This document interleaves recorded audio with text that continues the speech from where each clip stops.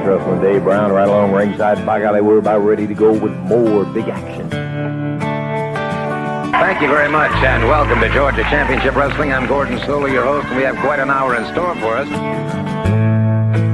Hello, everyone, and welcome to Championship Wrestling at ringside. This is Vince McMahon, along with wrestling's only living legend, Bruno Sammartino. Welcome to this week's edition of Mid-South Wrestling Television. I'm your host, Boyd Pierce, another outstanding card.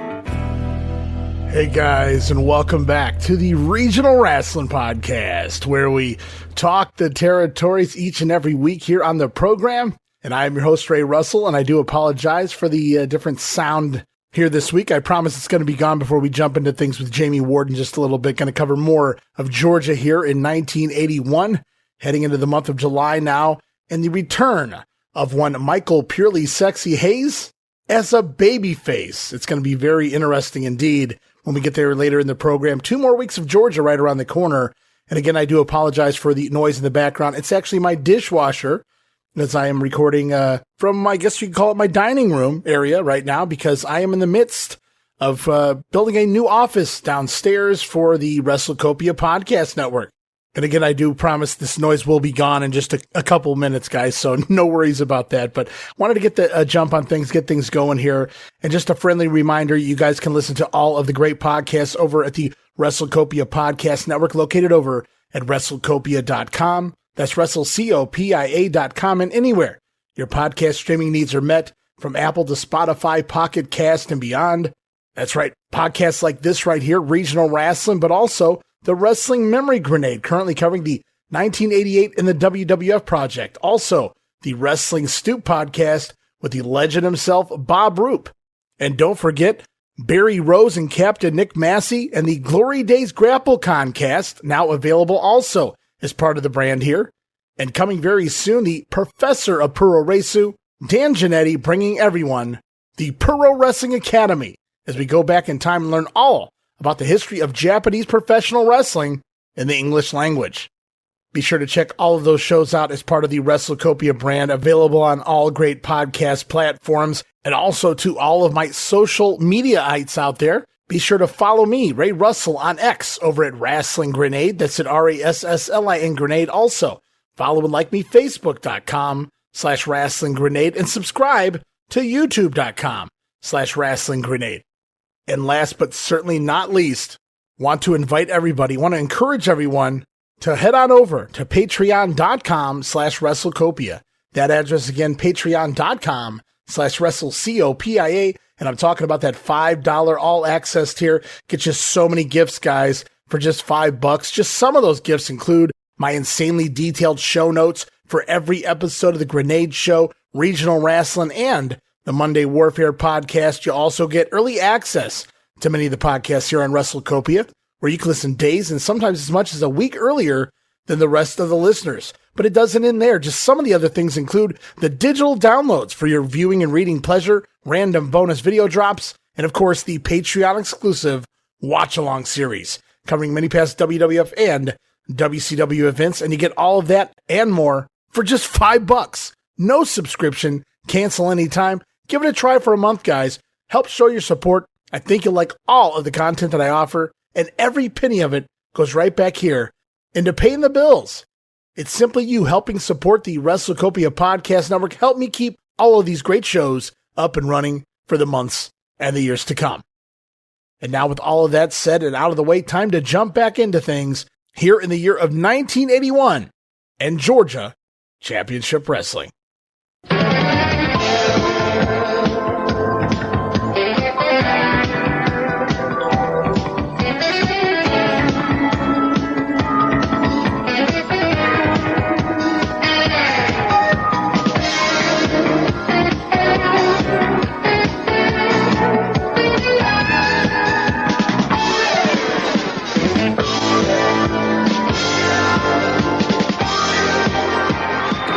Yeah, a familiar tune, which leads us to a familiar voice here on the Georgia 81 Regional Wrestling episodes. Let's welcome him back. You've heard him in the past on places like the Stick to Wrestling podcast with John McAdam, now also part of the WRESTLECOPIA brand family. Welcome back, Jammie Ward, one more time to the show. Jammie, going to be a fun week indeed.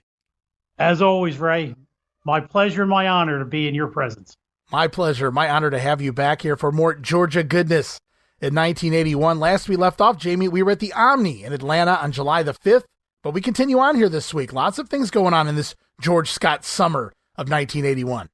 Yeah, and on this very first show is a match that we would have thought would have taken place the night before at the Omni. But go ahead over the results. Well, no, you would think that. I absolutely agree with you. But also coming this week, the return of Michael Hayes. We'll leave that in the back pocket for later on in the show. But I just want everybody to know that Jamie's guy, Michael P.S. Hayes, will be back before we finish up here today on Regional Wrestling. Oh, yeah. The fabulous Freebird. I was listening to you and Roman today. Oh, yeah? And it just tickles my heart to hear more Michael Hayes. Yeah, he's everywhere, man. He is everywhere. We just need him in Memphis 85 now. Oh, well, I don't know if that's there. I don't think that's happening, but we can always dream. We'll have to wait and see. If Mike Sharp can do it, anybody can. But you know what we should do right now is get going. We got so many house show results to look at least for the first week here of the 2-week period we're going to cover. We're going to cover July 6th through the next Omni card. And it all kicks off July 6th, Augusta, Georgia at the Bell Auditorium. In the opener, it's Bruno Sammartino Jr. over the French Angel, Frank Morel. Iron Mike Sharp defeating Gypsy Joe. The tag team of Bruce Reed and George Wells over Brian St. John and Big Jim Duggan. Georgia heavyweight champion, look at this one, Jamie. Ken Patera defeats Angelo King Kong, or is it Ping Pong Mosca? Battle of the Heels, Patera and Mosca. So it looks like Mosca stuck around for the entire weekend. He worked David, Bruno Jr., whatever you want to call him, at the Omni. And the following day here in Augusta, working Patera, and he doesn't mind doing the job here. No, and that's an interesting matchup, a Battle of the Heels in Georgia. Yeah, and both of these guys either coming from New York or New York bound around this time. Right, I believe Mosca's headed to New York right after this. Or he may even been there on TV tapings by now. Yeah. Well, of course, they did do that a lot up there in the Northeast. They would bring the guys in and let them do TV tapings, and they would go back and work the other territory for up to a couple months before they finally actually arrived and started working the house shows up there. So good call. Yeah, well, that's something I had picked up on a long time ago. Well, that was a hell of a semi-main event here, but let's look at the main event in Augusta, because it is Terry Gordy and Superfly Jimmy Snuka defeating Mr. Personality, Steve-O, and Ted DiBiase to capture the National Tag Team Championship. So, Gordy and Snuka, the brand new champions. Yeah, and as I was saying a little bit ago, this would have probably been a better match to have at the Omni. Agreed. But you did have DiBiase against Dusty, so I guess you couldn't do it. And maybe that's why they brought in Mr. Personality number 2, Jay Youngblood, to take on Snuka.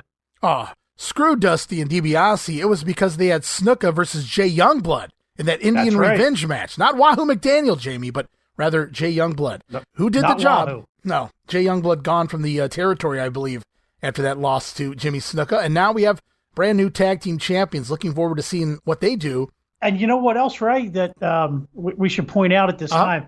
I missed it on our last episode, that when Steve-O and DiBiase won the tag titles, right, on television, they started to refer to them again as the Georgia Tag Team Champions. And actually, it's going to stay the Georgia Tag Team Champions until we get to Thanksgiving night.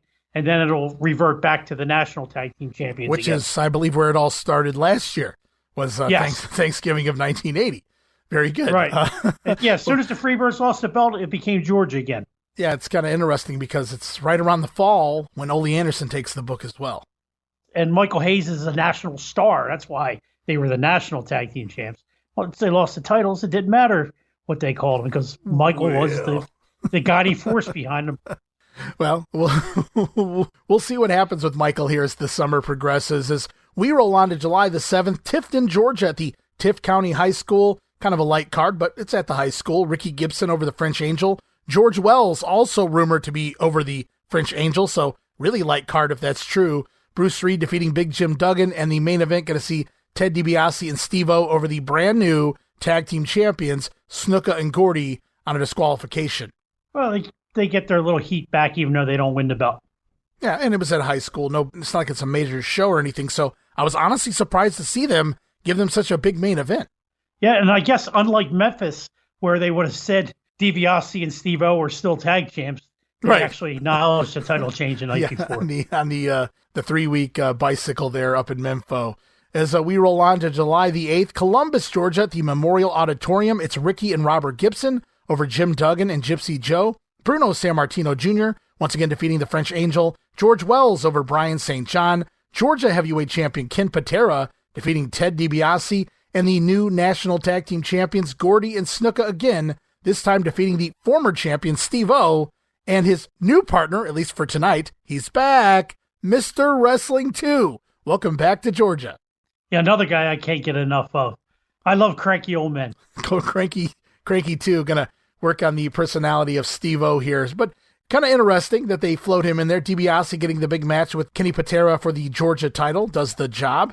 But then we get the main event, pretty heel-heavy going over here in the big matches. Patera over DiBiase, and then Gordy and Snuka retaining their title over Steve-O and Wrestling 2 as we continue on to July the 9th, Marietta, Georgia at the Cobb County Civic Center. It's Iron Mike Sharp, who is full-time at this point in time, as we know. He's been here for quite a while now, Jamie, and he's going to stay here full-time through at least September, but he's going to continue off and on for the rest of the year. So we're going to see Mike Sharp for a while still.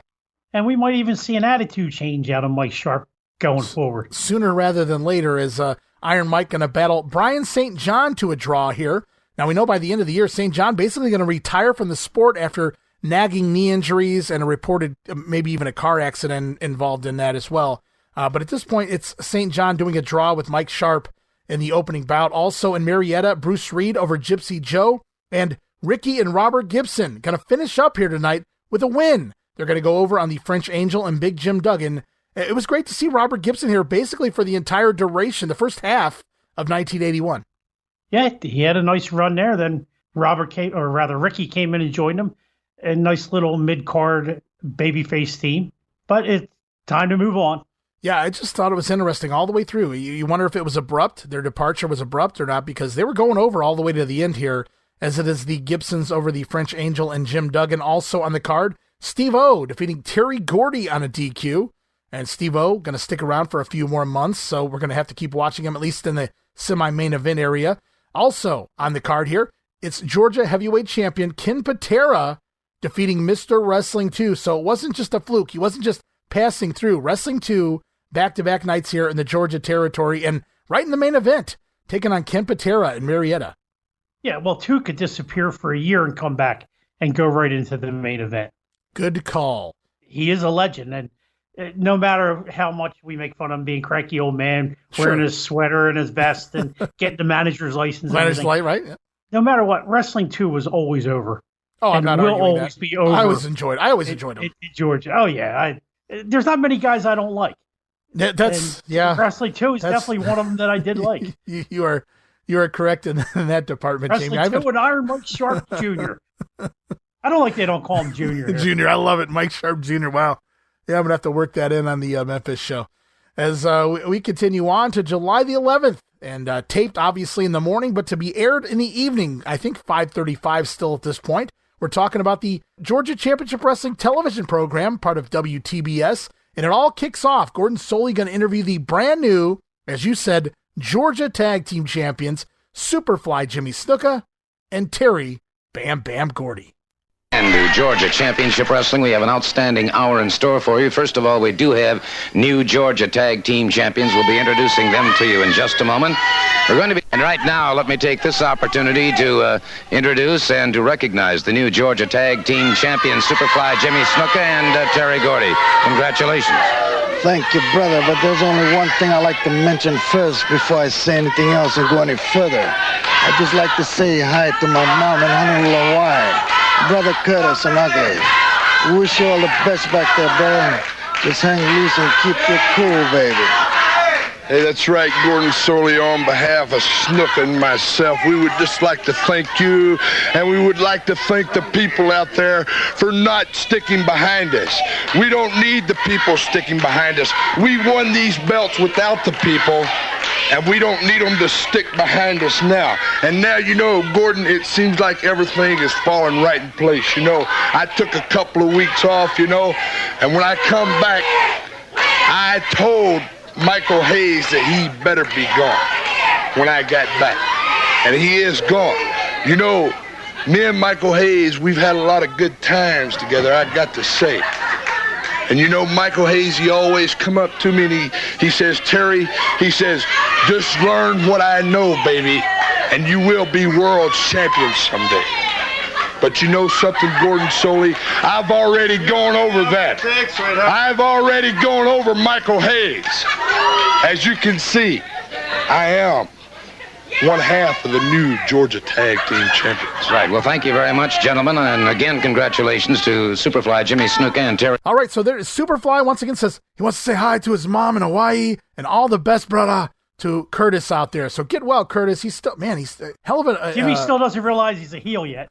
That and Curtis is going through some things, man. This has been going on for weeks now. He loves Curtis.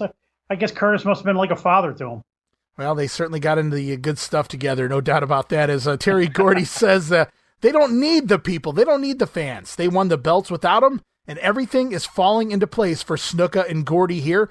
As Terry goes on, he says he admits he took a couple weeks off from the Georgia territory, referencing when Michael Hayes was still floating around here before the Birds were ousted from the promotion. He says that when he left, he told Michael Hayes that he better be gone before Terry gets back. Very interesting that they add that now to the story, as Michael Hayes apparently told Terry to just listen to him and he'll be successful throughout his career. But Gordy, he's above that now. He doesn't need Michael Hayes anymore. He's surpassed the help of one Mr. Purely Sexy. So lots of Michael Hayes references here in this particular promo, is Terry Gordy claiming that he warned Hayes to leave town. And we hadn't heard the name Michael Hayes in about a month at this point. No, they barely referenced the Freebirds even existing, and when they did, it certainly wasn't much discussion about Hayes, but all of a sudden, his name all over this promo, and Gordy even adding the fact that the reason he's gone is because I told him he better be gone before I get back. So basically, obviously setting some things up. Yeah, that's laying the groundwork. Good job by George Scott in this one. Indeed he do. Now, up next, guys, stay tuned for this. There's a soundbite coming up here, kind of a lengthy soundbite, so I want to warn everybody in advance. It's going to be a promo featuring Ken Patera and his ongoing issues with the Wildfire Tommy Rich. Patera going to be interrupted by Tommy here, as Gordon going to surprise Kenny, asking him for another feat of strength. Well, a very, very special reason. You know, there's no respect out here. You know, when I came to the South from up north, I thought everybody was a gentleman and every lady was a lady. Well, I found out that is not true. Look at here. No respect. You're looking at your champion, people. I am the Georgia State champion, and I still don't get no respect. They give me jeers, they give me boos, everything except what Ken Patera rightly deserves, and that is cheers. Well, I understand, too, now that you have signed a world championship match. You know, everybody knew that was just around the corner, including me. Dusty Rhodes, you haven't been champion that long, and I looked in the record book. Tommy Rich, another adversary of mine, was the shortest-lived champion of all time.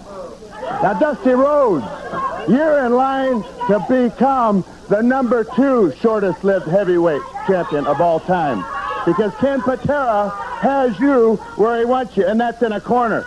Dusty Rhodes, look at the body, look at the physique. Well, speaking of your body and your physique, I am in shape. I have what it takes to beat the world champion and to become the new world champion along with the state of Georgia champion. Mr. Patera, I have been literally inundated with letters. One amazing feat of strength that you did, and that was blowing up a hot water bottle. And I have taken the liberty of getting one, and I'd like to have, so many people have asked for you to repeat that I would like to take this opportunity now. If you've got a moment, I'd like to have you redo that, if you would. Well, Mr. Soley, you know, you have to prepare for these things. Every feat of strength that I do, I have to prepare mentally for. I already have the physical attributes, and you have to get yourself up mentally. Well, I hate to put you on the spot, but I wonder if you'd mind. Well, you have me on the spot. Well, let me just open this up then, and if you... You have to have protective goggles or protective eyewear, which I don't have with me. How do you propose? Should I just...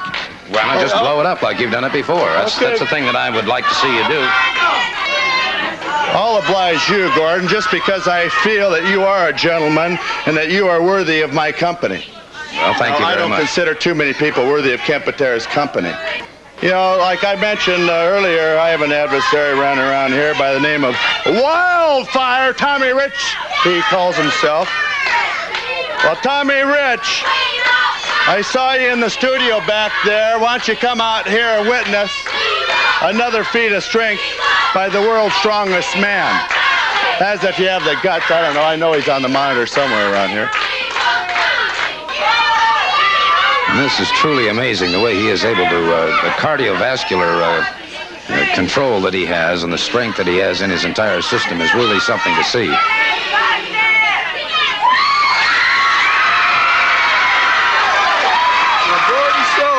You know, that just proved my whole point about Mr. Ken Patera. He ain't nothing but a big bag of hot air, just like I've been saying about you the whole time, Patera.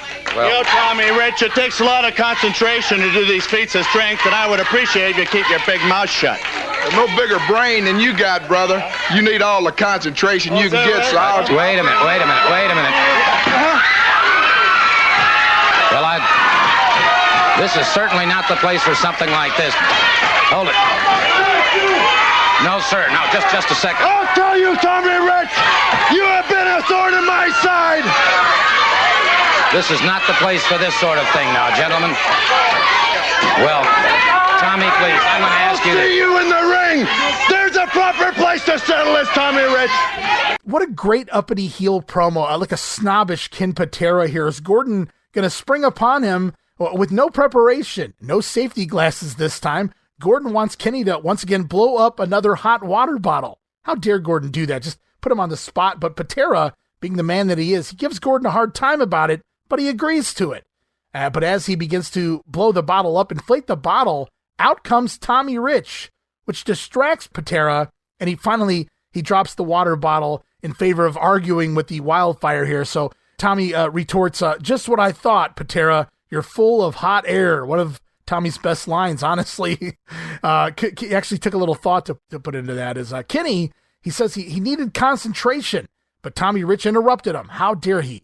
So Patera, he tries to slap Rich upside the head with said water bottle, but Tommy actually blocks it here, guys, and pops Kenny right in the mouth, knocking him down on his ass. I wrote, fun segment. Oh, pardon my French, but is Patera a dick or what? Oh my God.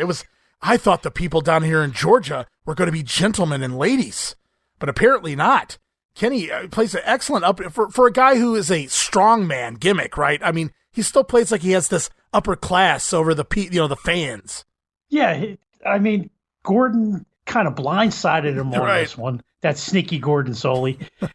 But being the true American hero that Ken Patera is, he was going to do the challenge anyway, even without his safety goggles. Right.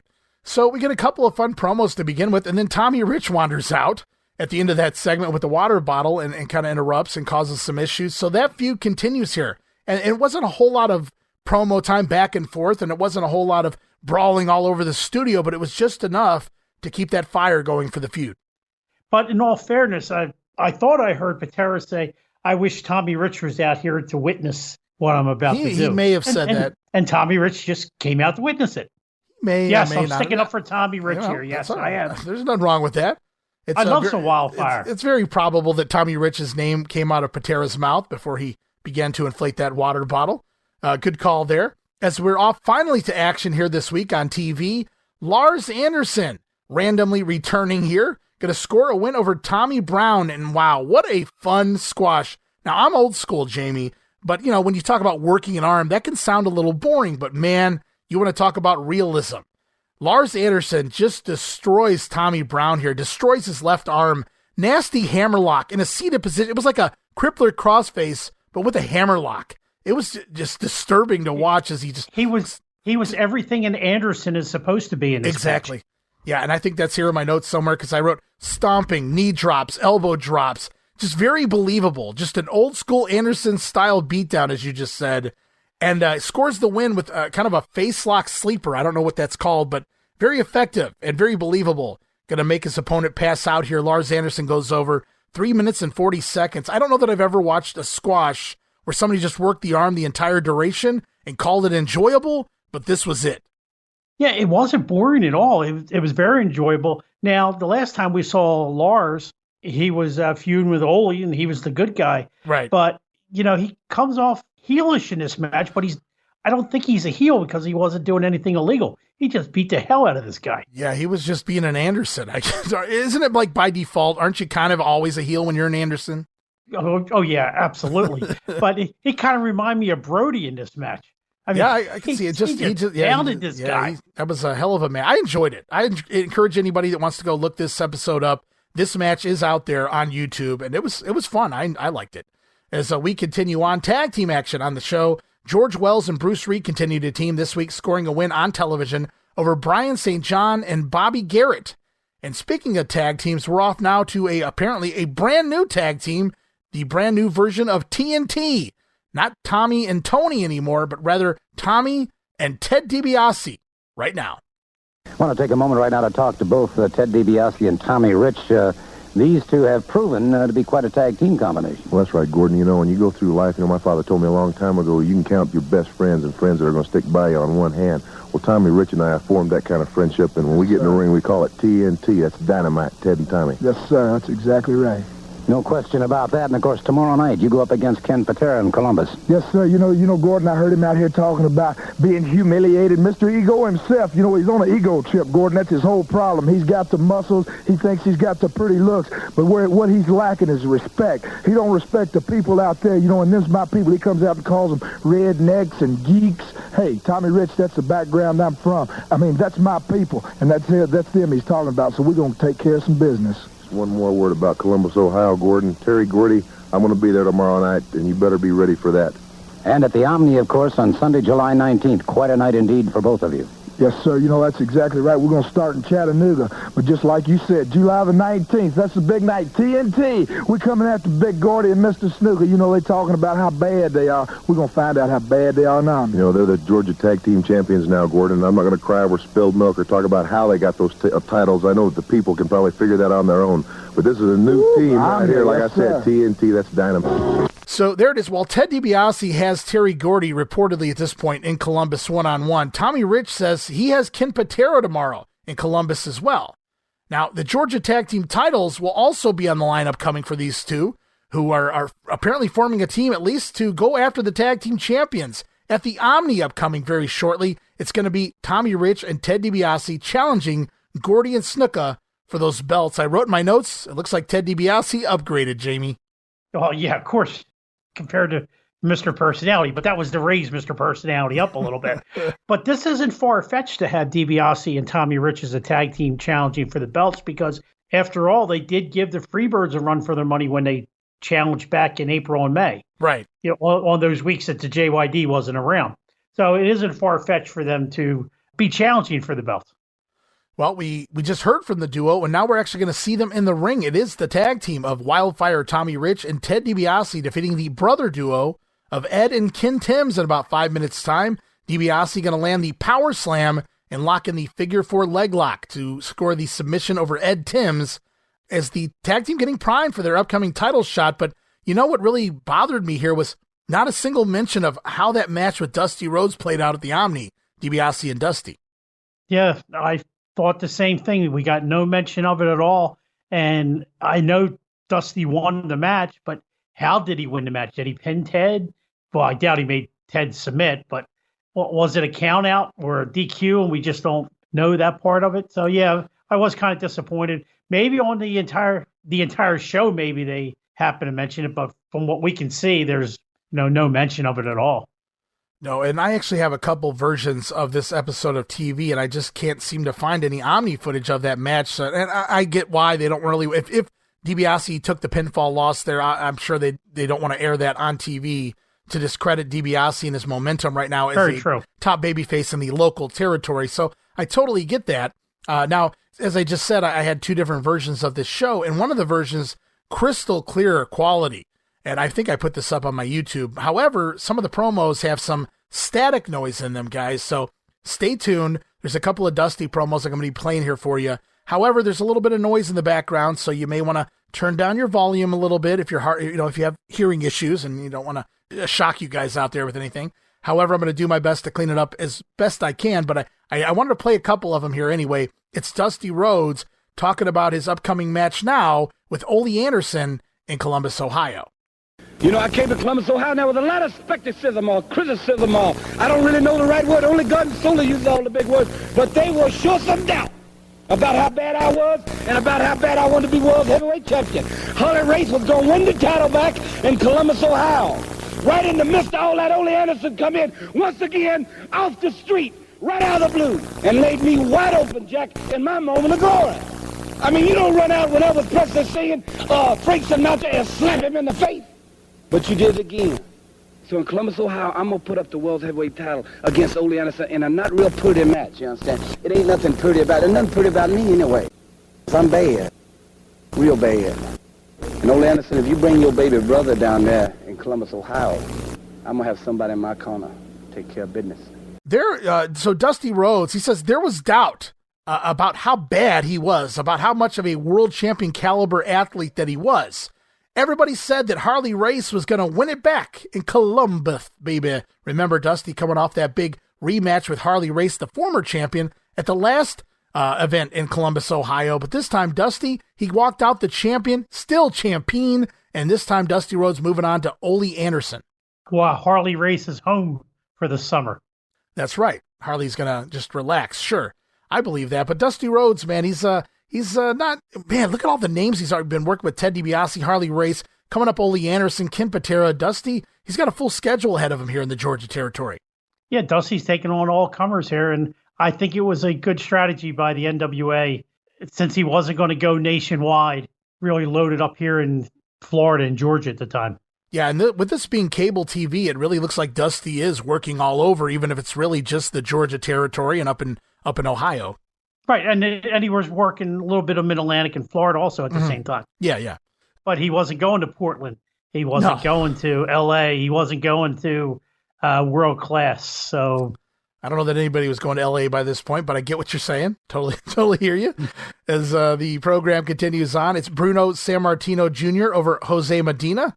5 minutes and 18 seconds here for Bruno to go over with a power toss across the ring, the old Kenny Patera move where he would pick the guy up in the body slam and just launch him across the ring to kind of get over David, as I call him, David Sammartino's strength, because Gordon referenced him being, one of the strongest teenagers in the country once upon a time in powerlifting and whatnot. Exactly. He is one of the strongest men in wrestling at this time.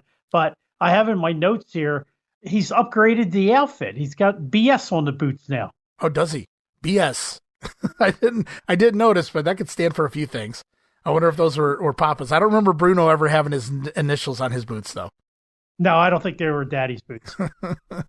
Could never fill his shoes, right? Wrestler, but Bruno's one of the most famous professional wrestlers all over the world. Sure. But according to Gordon, he was never a world champion.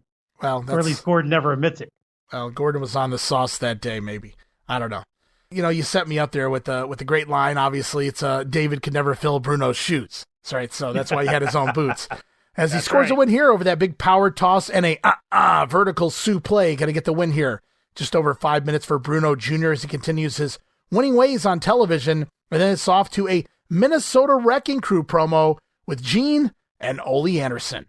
The man I'm wrestling is Dusty Rhodes, and as I said before, the last time I saw Rhodes, he was on his backside. You people in Columbus know that. You know I'm not lying. You come on down there tomorrow because you're going to see Rhodes not only on his backside, not only bleeding, but begging for mercy, and he himself will be handing me that new belt.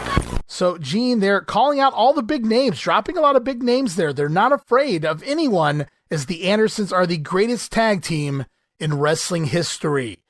First, in Columbus, Ohio, Ole has Dusty for the NWA World title, but he says Dusty going to be begging for mercy. And once Ole becomes the world champion, the Andersons going to go straight to the top here in every territory as the World Tag Team Champions as well. They're going to dominate the world. Maybe the reason Lars was here is Ole wanted to reunite the family. That was what was weird. We saw Lars in that opening segment, but he really didn't come around Ole and Gene here in the couple segments that they appear. And Gordon makes mention that he's from the Anderson family, right? But he doesn't make any mention of the feud that they had last year or anything like that. Yeah, it doesn't even make reference that they're all on the same program at the same time. It feels like two different promotions almost that we're watching here. And we're also getting, out of that interview, Ole getting the title shot in Columbus, Ohio. Right. I think we did say that he has, that's like one of his towns. Yeah, absolutely. I think he's worked every single Columbus card thus far. I wouldn't be surprised if he has the book for Columbus, Ohio, to be honest with you. Yeah, I'm pretty sure he probably did. Of course, points in that town, too. Oh, I have no doubt about that. He's probably the one that came up with the idea to where I'm pretty sure he's the one that made the calls eventually to be cool with the Sheik and say, hey, man, I'm coming up and I'm taking over Michigan and whatever, of Ohio beyond Columbus. So that would make sense that Ole has the points in there, as you said. As we're talking about Columbus, we're off now to another promo from the American Dream, Dusty Rhodes, talking more about his match with Ole Anderson. Holly race for 4 years. I remember chasing Holly race all over, trying to win this piece of gold. Now I got the piece of gold. Now let me tell you something. There is one man above everybody else, above every other single human being that has got to be the real thorn in my side. Now I can testify all night long. But when I was laying on the concrete out beside my car, beating with a tire tool, I got thinking about reality. Now, you can write what you want. You can talk about wrestling. You can talk about all the great fighters, and all the great wrestlers, and all the great football players, and all the great athletes all over the world. I'm one of them. I am the man right now, Jack. And when I was laying, like I said, on that concrete, I thought of one thing. There is one man behind this thing. And it's going to come down sooner or later to me and Ole Anderson. So Dusty, he talks getting beat down in a parking lot the last time around in Columbus, Ohio, and the man who done it, he gonna pay. That man is Ole Anderson. So the story here is, Jamie, that after the last Omni card, Dusty Rhodes scoring that rematch win over Harley Race, Rhodes was apparently attacked and laid out in the cold concrete parking lot, and it was Ole Anderson who did it. And now Dusty coming for revenge, as Ole is coming for the gold in Columbus. Why does everybody attack Dusty in parking lot? I don't know. It's always an Anderson, right? There's always an Anderson. And it's always an Anderson. And even though it's 1981, you'd think Dusty would have like a posse with him. He is the American Dream, baby. Yeah, you walk out there with the fur coat and a posse and then tell Ole, you better make it good, baby. And as we're going to go off right now, Ole's standing by in the studio listening to this promo from Dusty Rhodes. Here's what Ole Anderson has to say in response. Anderson, of course, is a co-holder of the World Tag Team Championship and half of the Minnesota Wrecking Crew. I think one of the reasons that we are the best team, not only because we can wrestle, but because we can hurt people. I think it's very important for everyone to understand that when you wrestle, you could maybe get a pin or maybe a referee's decision, but the guy that you wrestle will know it one heck of a lot better if you leave him with a broken arm or a broken leg, and nobody has done that better than the man that you're looking at right here. And nobody knows it better than the man that I'm going to be wrestling in Columbus, Ohio. In Columbus, Ohio, tomorrow, Ole Anderson and Dusty Rhodes. Dusty's the one that said it many times, it'll never be over until one of us is out of wrestling. I was surprised to see that you would admit, Dusty Rhodes, that it was I who put those marks on you. It was me who jumped you in a parking lot. I don't care how I do it, Rhodes. All I care about is doing it. Tomorrow in Ohio, I'm going to take your world title from you. All right, so Ole rebuttal here for Dusty Rhodes. He admits that he was indeed the one who attacked Dusty and put him down in that parking lot. In fact, he was surprised that Dusty would admit here on TV that it was Ole who put the bruises on him. But tomorrow night in Columbus, Ohio, there will be a new world champion, so says now the late, great Ole Anderson. And who said Ole wasn't a stand-up guy? No, absolutely. Oh, my God. Can you imagine, though? You got separate, I don't even want to call it feuds because Dusty's working Dibiase and, like I said, Patera down here at the Omni, but he's working other guys like Ole Anderson up there, and they have backstory. We didn't even see it happen. They just made it up, but we believe it as fans, and now, that's all it takes to sell tickets. These guys are literally talking you in to the Ohio Center. Right. It's not like today where they actually have cameras out back all the time. So they actually didn't need to do it. You just talk about it, and people believed back then. As we hear from the Andersons a couple times here on TV, we go off to the ring now to see the Minnesota Wrecking Crew in action, defeating the team of Mike Fever and Frank Levert. And a nice sequence of segments there, promoting Dusty and Ole back and forth. We get promos from both sides, and then we go straight to the ring for an Andersons tag team squash as well. And as you said, I just put it in my notes here, but you already mentioned this, but I'll mention it again just for the hell of it. I wrote, weird seeing Lars open the show, but no reference to him within all of these Ole and Gene promos. I will say, Lars was more of an Anderson today than either Ole or Gene in their match. He certainly looked the part. He certainly fit the part with that offense for sure. As we continue on, we get a VTR going back to the July 5th Omni card. Going to see Bruiser Brody defeat Blackjack Mulligan in a no disqualification match. As we go off now to a VTR from Blackjack Mulligan. All right, Brody, I'm going to tell you something right now. You name the rules, my friend. You got to take something out of your tights. You can't stand it. You got to take something out of your tights. You've always been a man like that, come from behind, hit somebody from behind. Right here in my hand, my friend, is the contract. It has been signed. Texas street fight rules, brother. That means there are no rules. Bring anything you want to, wear anything you want to, and Brody, I'm going to tell you something right now. You're going to need everything you got. You can bring the hog leg, you can bring your hammer, you can bring your nails. I'm going to have my boots. I'm going to have my spurs. Because, brother, here are the boots that for 2 years consecutively took me to the Texas Street Fight Championship in Sweetwater, Texas. And Brody, you had better be as bad as you say you are, because anything goes. You don't know what I'm going to have in my tights. You don't know what I'm going to have in my boots. Nobody has ever seen anything like this in the history of wrestling. Texas street fight rules, Brody. We're going to see how mean you are, how tough you are, because, brother, there's got to be somebody going down, somebody with some teeth knocked out, somebody hurt, and it's going to be you, Brody. So Mulligan's saying that Brody apparently used a foreign object last time around in the no disqualification match, which is legal, Jamie, so I don't really get the argument here from Blackjack, but he says now they're selling a rematch, a Texas street fight this time. Bring anything you want, come as you are. Blackjack says he's going to have his Texas Street Fight Championship boots on. I wrote probably counterfeit brand. Low blow, Ray. Low blow. That's years away yet. I'm just having a little fun here, but I get it. It's like they're selling the no DQ match and the street fight as two different things, but really at the end of the day, same rules, no rules. It's just Mulligan selling. Well, I didn't think you were going to pull a weapon out, use a foreign object in that no DQ match. Expect the unexpected, Blackjack. But here in the street, or the Texas street fight, you can come as you are, bring anything you want, so you can expect weapons this time around. What I liked in this little segment was, as Mulligan's speaking, you actually catch, and he points it out, watch Brody pull that thing out of his boot. Not all the time do they catch that kind of stuff. No, especially with the camera. When they're showing stuff back from arenas. Yeah. Sometimes they say it happened, but you don't actually see it. And here you actually do see him reaching into the boot. And I know we don't have complete episodes, but we have damn near complete episodes lately. And I feel like there's a lot less use of Omni footage as of late. But they do continue to use the stuff from the Brody Mulligan matches here. And I feel like that's a selling point, trying to get people to come in and see these wild, chaotic brawls between these two. Yeah, they're stealing Buck Robley's ideas here. So who said George Scott was Mr. Innocent? Oh, yeah, it was Robley who brought Brody in, I guess, right? So, I mean, and then, like you said, the ideas as well. So, yeah, sure, whatever you say.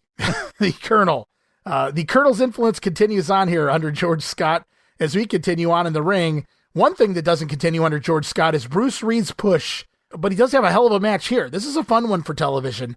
Bruce Reed and George Wells, recently formed tag team, scoring a win here over the brand new national tag team champions, Terry Gordy and Jimmy Snuka, on a disqualification. Match goes 8 minutes and 30 seconds. I wrote fun TV match, and it ends when the heels deliver, well, the old Midnight Express Vegematic as a Gordy gonna prop, I think it was Wells, up into the air, kind of like Stan Lane would do. But it was Jimmy Snuka coming off the top rope with a knee to the throat that would draw the disqualification. What a finish. And Nick Patrick would have none of it. No, that wasn't going to fly, but what a hell of a move to see, back in 1981. Oh, yeah. And for a TV match, especially on Georgia television, that was one hell of a match. It was. They gave them plenty of time. They busted their butts in there. They gave us a good match. And, I'd rather see the babyfaces go over on a DQ here than do a flat out job. So, and man, that finish alone, it made the heels credible as a very dangerous tag. If you didn't already think they were, you do now. Oh, yeah. Hey, Snuka, as I said before, was a badass here. And Terry Gordy. Always a badass. Is always a badass. But he's taking it to the next level. Oh, yeah, for sure. Indeed. And we're going to continue on. Speaking of badasses, taking things to whole nother levels, we We heard from Blackjack Mulligan. We saw the footage. Now we're going to go over to the other side and head off to a VTR featuring Bruiser Brody. Of course, one has to think immediately of Bruiser Brody. This man is another one who wastes no time with mercy on any opponent. And Bruiser Brody has some comments right now that I think bear listening to. Gordon Soley, you may not want to tell him what the score is, but yours truly will. It's Bruiser Brody 2, Mulligan 0. Tell him. That's 2 times in a row for you, Cowboy Mulligan. That's 2 times in a row, Mulligan. Let me tell you something. I don't care if it's 15 times. I'm gonna beat you. And you may think you're real smart. I'm not afraid to put my name on no Texas street fight with you or no other man. But remember something, Mulligan. I may not know how to wrestle, and I may stink and I may look bad just like everybody says. But when it's over, you'll know that I know how to fight. I'm gonna cram your big fat face inside this garbage can. And I ain't gonna do it with no headlock. Anything goes. Cry when you wanna cry to that referee. Let me tell you something. I don't mind. I don't mind you hitting me with a table. I don't mind. But brother, when it comes time for you to take yours, stand up and take it, because I'm going to give it to you right out the front door. You got it, Mulligan? Well, that was a fun one there, Jamie. It was Bruiser Brody climbing out of a garbage can to begin the promo here. He says the score is now 2-0. So he can now fit 2 fingers in that circle with his other hand, and I'll just leave it there. But Brody says he's going to do it again, make it 3-0 in the Texas street fight, because he's not afraid of no street fight. Brody is just awesome here again. This whole Georgia run, his interviews have been highly entertaining. Yes. And he's one scary dude. I mean, if looking back as a fan who doesn't know exactly what's going on, he's another guy like Harley Race. If wrestling's not real, I think Bruiser Brody is. Yeah, Brody was an intimidating figure, and he didn't have to do a whole lot live in the studio when he's cutting the promo. Gordon was already scared enough, but then he would just randomly boot guys out of wheelchairs and all sorts of random things. But these VTRs that he's cutting when he's not in town, he's taking it an extra step. He's not just phoning it in and cutting a promo. Okay, 3, 2, 1, go. He's like, what's later? Oh, there's a garbage can. I'm going to go climb in that. Let's start from there. Very unique in the fact that he wants to be memorable. He wants to be crazy, and he wants you to take notice right out of the gate. He didn't climb into the garbage can or throw the garbage can mid-promo. It starts off with him jumping out of a garbage can so that you're hooked in immediately. And he wants you in the Omni so he gets a bigger payday. That's right. That's how it worked back then, ladies and gentlemen. As we continue on, back to the ring, Georgia heavyweight champion Ken Patera defeating Rich McPherson with the swinging full Nelson in just 4 minutes' time. And then it's off to another promo with the Georgia champion, Gordon Soley, standing by with Ken Patera. Ken Patera chalks up another victory, and let me see if I can't get him over here for just a minute, because you certainly didn't appear to be in any kind of trouble in that match. Just playtime, Gordon. I want somebody that can give me competition. I've embarrassed so many people that a lot of people are afraid to get in the ring with Ken Patera, because they know that I am the champion. And they know that when they're in the ring with Ken Patera, that they get hurt, they get punished, and they get embarrassed. Well, let's take a moment and talk about tomorrow night in Columbus, Ohio at the Ohio Civic Center. Of course, you're facing Tommy Rich. That's right. Tommy Rich, it's not very often that Ken Patera is embarrassed, but you did accomplish that feat. When Gordon had the decency to ask me to perform a feat of strength of blowing up the hot water bottle, you came out here running your mouth. That takes a lot of concentration to do those things.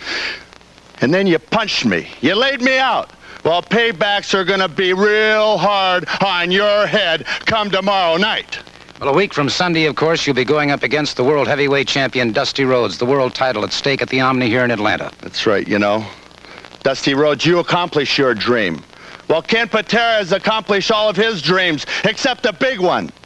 The World Championship gold. I have all the other gold medals and this gold belt, and I'm going to take that gold belt too. Whether you beat him or not, Ole Anderson, I have a contract for the World Championship match in the Omni.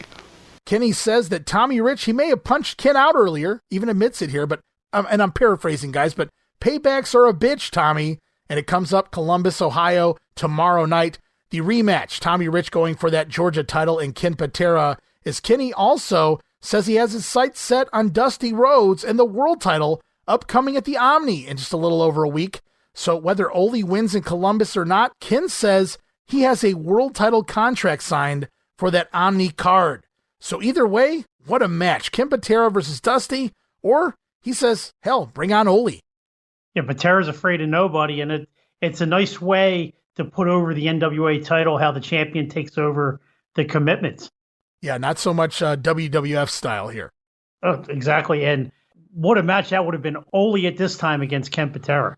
Yeah, that would have been something to see, that's for sure. We talked about Patera and Angelo Mosca when we started this episode of Regional Wrestling, but I wouldn't have minded seeing Patera getting there with an Anderson either. Yeah, that would have been a lot of fun. I mean, you would have wanted to punch both guys. As the show progresses here, we've heard from him already a couple times. Once again, it's another Dusty Rhodes promo, this time sending him another message to Ole Anderson. He says, bring your little baby brother Puggy. I guess he's referring to Gene here, calling him Puggy, but I didn't know Gene was the baby brother. Yeah, I thought Gene was the older brother. Maybe that was a rib from Dusty here, as he says he's going to bring someone too in Columbus. Now, I don't know that we ever figure out who that is, but I thought that was interesting. That's just Dusty being Dusty. I thought so. He's bluffing Ole, letting him think he's got somebody. Think about it. Does Dusty ever really, up to this point, need somebody at his side? I was going to say, do you think it was Lars? But I don't think we see Lars work another match here, so it's kind of odd. No, Lars will make another TV appearance. Yeah, it was TV, right? And just no house shows in between, I don't believe. And so right. we continue on. Several more matches going to close the show this week in Georgia Championship Wrestling. Brian St. John and Jim Duggan over at Ted Savage and Rick Thor. Wildfire Tommy Rich defeating a masked man by the name of El Lobo. Of course, going to score the win with his patented Thez press here. But Tommy going to do something a little unusual for a babyface and unmask the job guy, El Lobo here. Now, I didn't recognize who it was, but nobody of any note. No, I have no idea who that was. He did. I'll just go with my normal choice for mask guy. It was probably Ed Timms. Ed Timms? Well, that guy was about half the size of Ed Timms. But, who knows who that was? I didn't really get a great look at him as he ran away from ringside there. But Tommy Rich having a little fun unmasking El Lobo as we have one more match here to close out the program this week. The former tag team champions. We saw Dibiase with his this has to be awkward. Dibiase teamed with his new partner, Tommy Rich, earlier in the show, but he closes the show here. I guess contractual obligations, maybe. Dibiase and Steve-O over Buck Brannigan and Gary Royal. As Steve-O going to score the win with a sleeper on Royal, as we get a message from Gordon Soley on commentary to the kids at home. He says, don't try this hold on any of your little buddies, as the baby faces go over 4 minutes and 30 seconds.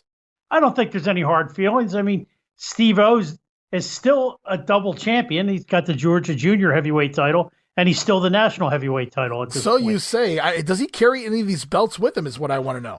And I stand corrected. He's got the belt at home, above the mantle, in a nice frame. I would like to see that. I'm gonna talk to him. Taking the belt from him yet. I've seen him on Facebook. I'm gonna hit him up. I have a few questions. After actually somebody's gonna point him to these shows, and he's never gonna speak to me, but that's okay. But hey, you know what? Next time you talk to Barry Rose, see if you can get him down to Florida. Oh man, maybe not. Would that be great or what? You want me to answer that live on air?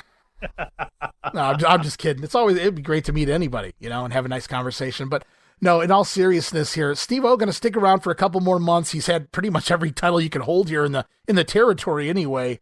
So he's done well for himself here in 1981. I don't really know where it goes all awry for him after this, but it hasn't happened yet. He is around. He's around through December because he's in that Christmas video, but he's hurt for most of the end part of the year. Yeah, I know. I noticed he disappears for a while there, but he is still lingering around, and he's here right now, Steve-O, and I'm glad that they're finally utilizing that sleeper hold that he brought back from Japan back in like April or May. I'm glad we're finally getting some use out of it here on TV. See, the Cowboy knew what he was doing when he sent him to Japan for a while. Yeah, the trouble was they Robley lost the book, and then they brought him back. I don't know that Steve was ever meant to return. Yeah, but he is the national heavyweight champion. You have to respect it. I do. And I say all this in jest, guys. You got to find guys to pick fun at and have some fun here on the show. But at the end of the day, there's nothing wrong with him fundamentally in the ring. I have no problem watching Steve-O wrestle, guys, but just having a little fun here. He's just about at his zenith at this point also. Yeah, that's a good call, for sure. Unless you count his run as a ninja in AWA, which I do not. So we're going to continue on July the 11th. Carrollton, Georgia, also at the fairgrounds later in the day. Ken Timms over at Mike Fever. Ken Timms getting a win there. Mike Sharp. All right. Iron Mike Sharp over the Mighty Yankee. Hey, we're 2 for 2. Ken Timms and Mike Sharp going to get wins. Brian St. John teaming with Buck Brannigan. Oh, my gosh, look at this. Carrollton, this has Georgia. to be a misprint. You would think it's Brian St. John and Buck Brannigan over the team of Ted and Jerry Oates. And the only reason that I argue that maybe it wasn't a misprint, if you look at the results as of late, the Oates brothers haven't been wrestling at all. Not even in Columbus very much. So it's like George Scott, not so much an Oates brother fan. I believe on our last broadcast, we mentioned them doing a job to somebody. Right. Yeah, I remember. We were kind of shocked at it. Mm-hmm. And it continues on here in Carrollton too. They bring him in. You guys need some work? Yeah, we'd love to work. Well, come on up to Carrollton. Apparently, according to results out there anyway, doing a job to Buck Brannigan and Brian St. John. As we close out the show there at the fairgrounds, it's going to be Steve-O defeating Terry Gordy on a disqualification. Also, July the 11th, the A-team, if you will, in Chattanooga, Tennessee at the Memorial Auditorium. It's Bruno Sammartino Jr. over Gypsy Joe. The ladies There's a good learning experience right there for Bruno Jr. being in the ring with Gypsy Joe. Yeah, and the match goes 12 minutes, so they get plenty of time. And speaking of Bruno, we're going to talk a little bit more about him as this card goes on in Chattanooga. But he's going to pick up a good opening win over Gypsy Joe. Also on the card, the ladies in town, Debbie Combs by Nearby. She's here taking on Candy Lane. And I had to wonder, could this have been Candy Divine? I'm not saying it was, but I'm not familiar with a Candy Lane. Also, I know Candy Divine worked around this area. She started around this time, so I thought maybe it could be. But either way, Debbie Combs scoring a win here in reportedly an 18-minute match. Yeah, and Candy Divine is a former WFIA member. That is true. That's very true. Now, I'm not saying for sure that that's who that is here, but I thought that was kind of interesting. It's very possible. Tag team action on the card here in Chattanooga. Going to see Bruce Reed and George Wells over Big Jim Duggan and the French Angel. That match goes 21 minutes.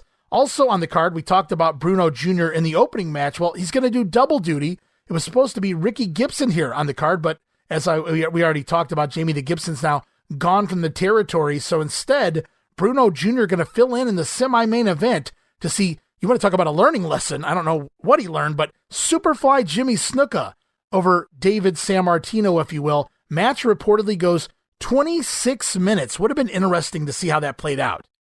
Wow, that's Bruno Jr. going 26 minutes in a second match.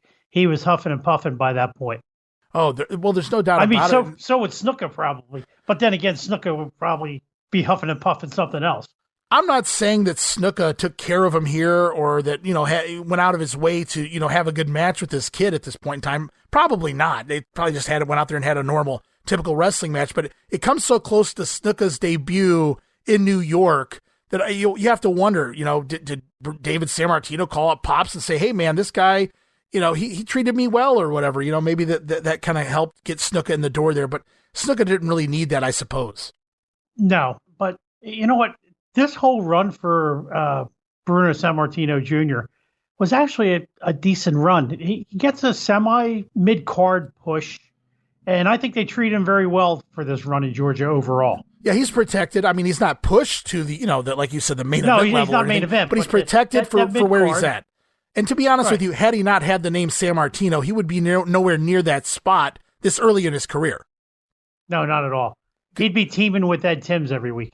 That's very possible. As we go on to the main event here in Chattanooga, Georgia heavyweight champion Ken Patera over Tommy Rich in a no disqualification match. Reportedly the shortest timed match on the card. These guys know what they're doing.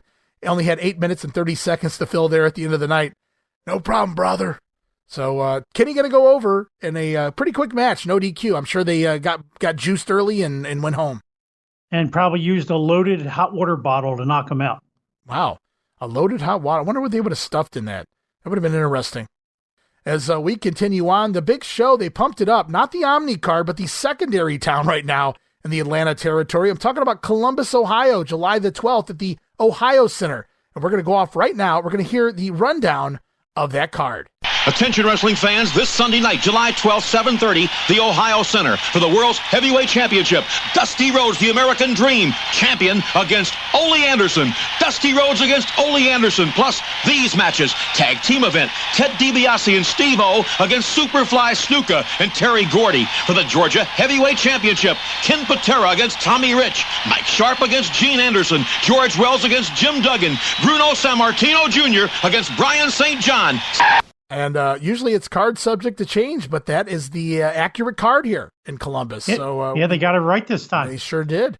But you know what? Freddie Miller running down cards was always one of the highlights of the Georgia show. Oh, I loved it. I loved it. Yeah, and eventually they would use that in Memphis too with Lance Russell, and I like to record those sound bites and use those on those Memphis '85 shows. It's fun hearing some of your favorite announcers doing their little rundowns, but. Yeah, it just felt big when you're running down the entire card like that. It's just like a super show, even if they were coming back every few weeks. Made it extra important. It did. And like I said, the entire card was accurate here. As we go on, we're going to look at this. Bruno Sammartino Jr. in the opener, once again scoring a win this time over Brian St. John. Big Jim Duggan over George Wells. Iron Mike Sharp defeating Gene Anderson. How about that for a matchup? That's an upset. That's an interesting one. It had to be a DQ. I can't see Gene doing a job for Mike Sharp at this point of his career. Well, it could be because I feel like obviously the next match has to be some sort of a schmoz, to quote the hitman Bret Hart, as it says Tommy Rich over Georgia champion Ken Patera, but we just heard Freddie Miller. We just heard him say Tommy Rich challenging Ken Patera for the Georgia title. It does say Rich goes over here, so you have to imagine it was on DQ or count out as well. Yeah, most likely. Maybe it was another loaded water bottle. Now, here's an interesting one. We heard Ted DiBiase in that promo from TV talk about taking on Terry Gordy one-on-one here in Columbus, but as we heard from Freddie Miller, this was a tag team title match, so it had to have changed pretty abruptly, as it is the tag team champions Terry Gordy and Jimmy Snuka defeating the former champions, once again, Ted DiBiase and Steve-O. So they changed the match, but really for the better. Everybody's getting a title rematch here in the city of Columbus. And it was a good place to have the title rematch. Columbus had started dropping back slightly in importance there after the mega shows they were having, bringing in Bill Watts and Andre and Andre and everything. And then that and Chattanooga started, just not as important. Right. And now they're starting to build Columbus back up again. Last time with the Harley Race Dusty match, and now you get Ole and Dusty, and you're going to throw a tag team title match in there. So yeah, no, it is for the better. As much even though Gordy DiBiase would have been one hell of a match. Also, as I say, as much as I would love to see a DiBiase Gordy match, and maybe a few years later, I would certainly say that I would rather watch that than a tag match. But I love the fact that you can slide Jimmy Snuka in here as well, and the story's told. I mean, Steve-O was the champion, so everything makes sense. It's a rematch. You get your championship match here in a big town. And speaking of big matches in big towns, the main event, NWA World Heavyweight Champion Dusty Rhodes coming for revenge against the man who took him out in the parking lot. It is the Dream going over on Ole Anderson here in Columbus, Ohio. And there's no doubt about that, baby. No, but look at Dusty going over on Ted DiBiase, Ole Anderson, Ken Patera right around the corner as well. Dusty's got another challenge ahead. So he's taking guys on and he's taking guys out. He's making sure he's getting them in while he can. And they knew it was only going to be a short run for Dusty. So by the time he loses the Flair, look at all the guys that he beat. I totally agree with that. And he made sure, I think Dusty had a big hand in making sure that happened. Oh, I would have guessed so. Well, we're light on the house shows the rest of the week. I don't have any results from Columbus, Ohio, all the way up to the following TV. So here it is, I suppose, Jamie, what you've been waiting for. July the 18th, Atlanta, Georgia, WTBS Studios. And it all kicks off with Gordon Solie standing by right now with the return of the fabulous Freebird Fantasia running wild. Here he is, Michael Hayes. We get into any matches whatsoever. As I mentioned earlier, that I had a long talk with a young man who I believe to be completely sincere in what he had to say. And I'm referring, of course, to the man who has just walked out, Michael Hayes. And I do want to talk to Michael because He has had some profound changes in his life recently, and I think that all of you would do well to bear in mind what he has to say. Gordon, a lot of people's wondered what's happened to Michael Hayes in the last 6 weeks. A lot of people's wondered what happened to the fabulous Freebirds, and maybe that would be a nice place to start. You know, I don't know if there's one significant thing. I don't know if there's one thing you could put your finger on. I still ain't quite sure I understand it. But nevertheless, I think something had to do with maybe the last match with the Andersons and the Omni. Ole Anderson sold me out flatter than a dog. And Terry, man, Terry and I've been down so many roads together. And we had, I mean, I couldn't go into the times we had together, man. I mean, you couldn't write a book about it. You couldn't make a movie about it. I mean, the times we got stuck on the mountain in the snow in Chattanooga in the blizzard, it goes on and on. 4 years, brother, side by side. And you walked right out on me. Now, when the ship was sinking, the captain went down with the ship. But Terry walked out on me. It blew my mind, Gordon Soley. I'm here to tell you it blew my mind. So I said, well, I'm going to pack my bags. And I'm going to go home, and I'm going to get my act together. And I went home, and I thought, well, I'm just going to be cool, and I'm going to lay out and see all my friends. I figured they're going to have a little bit of sympathy for Michael Hayes. Well, you know, I went to a good friend's house, Gordon Soley. Boy's name's FRUMPY. You know, he got that long hair and a beard. That's why we call him FRUMPY. And we was celebrating America's birthday on July 4th, and it started at 2, and it was on about midnight. And everybody was feeling just about right. And now, wait a minute, the boy come up to me, and he looked me straight in the eye, and this boy's like 5'10", and when somebody looks you in the eyes and they got something to say, they say it to you, you know what they're talking about. And he said to me, he said, no, we've been friends a long time. I've known you a long time, since you was just a kid. And he said, I know you've always been cocky, and I know you like to dress flashy and be fancy. He said, that's fine, because that's you. He said, but I think you forgot something that's very, very important. He said, you forgot where you came from. He said, you forgot that you started down here. And before you became big time, that you was right here with the rest of us. And he said, if you think for 1 minute that I am the only person that can relate to Freebird, he said, you're crazy, because there's a whole bunch of us right here at this party. He said, when you were up there, we felt like a part of us was up there. Just a little incentive that maybe the little man can make it big. And that blew me away. I had to leave the party. I said, I can't handle this. And the last thing, man, I was packing my bags leaving town. I said goodbye to my mother. Me and my old lady got in the car, and my little brother come out to me. He's 13 years old. 13 years old, Gordon Soley. Both me and him ain't never been raised by no daddy. We never had no daddy, and then don't get me wrong, I ain't complaining. My mama did a fine job. But I always wanted my brother to come up right. And I always thought that I gave him the right kind of advice. He come up to me, he said, you know, Michael, he said, you've been an inspiration to me. He said, I've always looked up to you because you made it. And he said, you've always told me what to do to make it. He said, but I got to tell you something. He said, you told me go out and get what I want. He said, I can see you're sitting home right now, and you're telling everybody that you're happy and you're fine sitting on this beach, but it's a lie. Because you want to be right back up there in Atlanta, Georgia, doing your thing like you should. Now, he said, now how am I supposed to go on if you won't practice what you preach? Well, let me tell you something, Roy. Let me send a special message out to my little brother, because right now he's in Sarasota. He's playing for the 13-year-old Pensacola All-Stars in the state championship. You get out there and you play your butt off, boy. You do whatever it takes to win. Because if you need somebody to follow, if you need somebody for guidance, you got him. That's me. That's right, that's me. Because, hey, well, let me tell you something. No, the kids have to have direction, man. If the kids don't have direction, where are they going to go? And I've done everything. I have done everything possible that a man could do, and I can't come out here and say that I didn't mean to do it. But I can say one thing. I can try to rectify what I have done. And as far as anybody's concerned, I got just as much right to be here as anybody. I got just as much right to be here.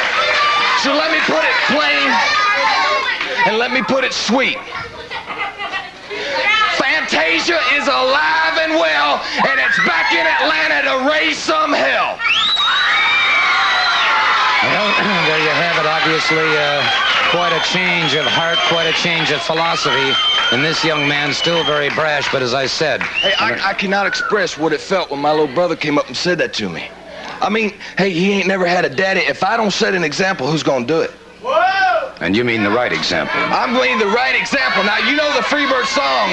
It said, Lord knows I can't change, but I can make things get right, Gordon Soley. I've made my mind up. And as you know, anytime Michael Hayes has ever promised something, no matter what it was, he delivered. And I'm promising you this. Thank you so very much. Hang around, because I want to talk to you a little bit later on, okay? Wow, right out of the gate, right at the start of the show, making his return to Georgia Championship Wrestling, it's Michael P.S. Hayes. And this promo, it went like 6 minutes, and typically I would never air a soundbite of that length on the show. But this one was so impactful, so important, so memorable, it's just so good, Jamie. I'm going to put this one right up there with Hard Times.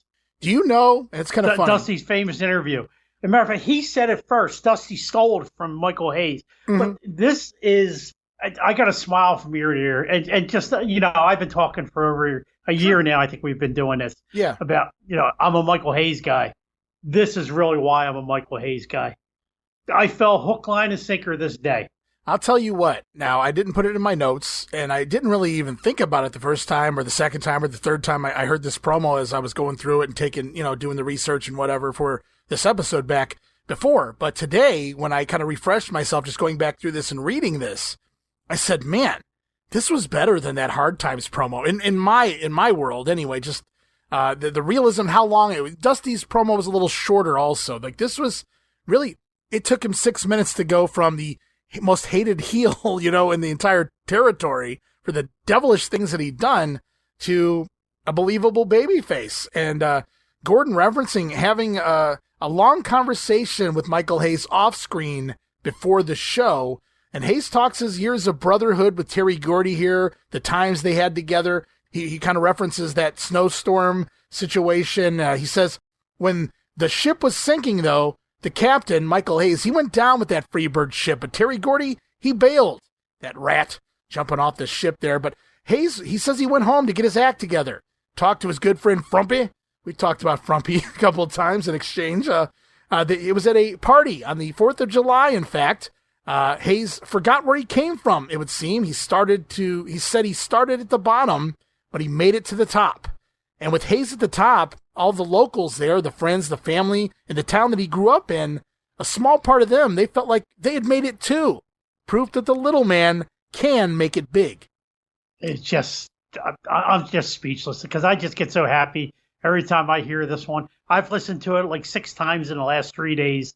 It has to be my favorite interview of all time. Well, he's talking about the humble beginnings. He forgot where he came from because he's such a mega star now, but he went back home and everybody reminded him, he couldn't take that pressure, he said, so he had to leave the party. Of course, after 10 hours, he said it started at 2, he left at midnight. So it might be a good time to leave the party anyway, Michael, but yeah. Yeah, and he was only drinking at this party. I don't think he was doing the Freebird party into this party. If he's been drinking for 10 hours, Jamie, I don't know. Well, but Jack Daniels. The other stuff. I don't think he's doing any of that. This was a pure Jack Daniel party. I was talking about the other stuff. But it's just great. I mean, I hate to keep harping on it, but this is why I like Michael Hayes so much. I had already liked him as the bad guy. I saw him start back in 79 and 80 in Mid-South when I was able to watch that. And everything going forward even gets better. And in this one, if you want to go back and listen to it, listen how calm and clear he talks. Yeah. He doesn't, until he gets really pumped up, it's not that raspy voice that he used earlier in the year. Right.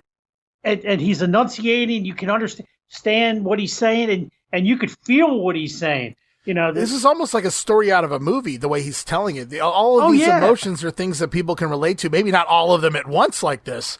But, right. I mean, the story all makes sense. He put it all together, and you can't really teach ad-libbing to this degree, understanding the business. And I watched some of these the UWFs with Roman in 1986. I'm beginning to post some of the pre-production episodes, not the post-production ones what you would see on TV, but some of the stuff we get an inside look at what was happening with Jim Ross and Hayes waiting in between the commercial breaks.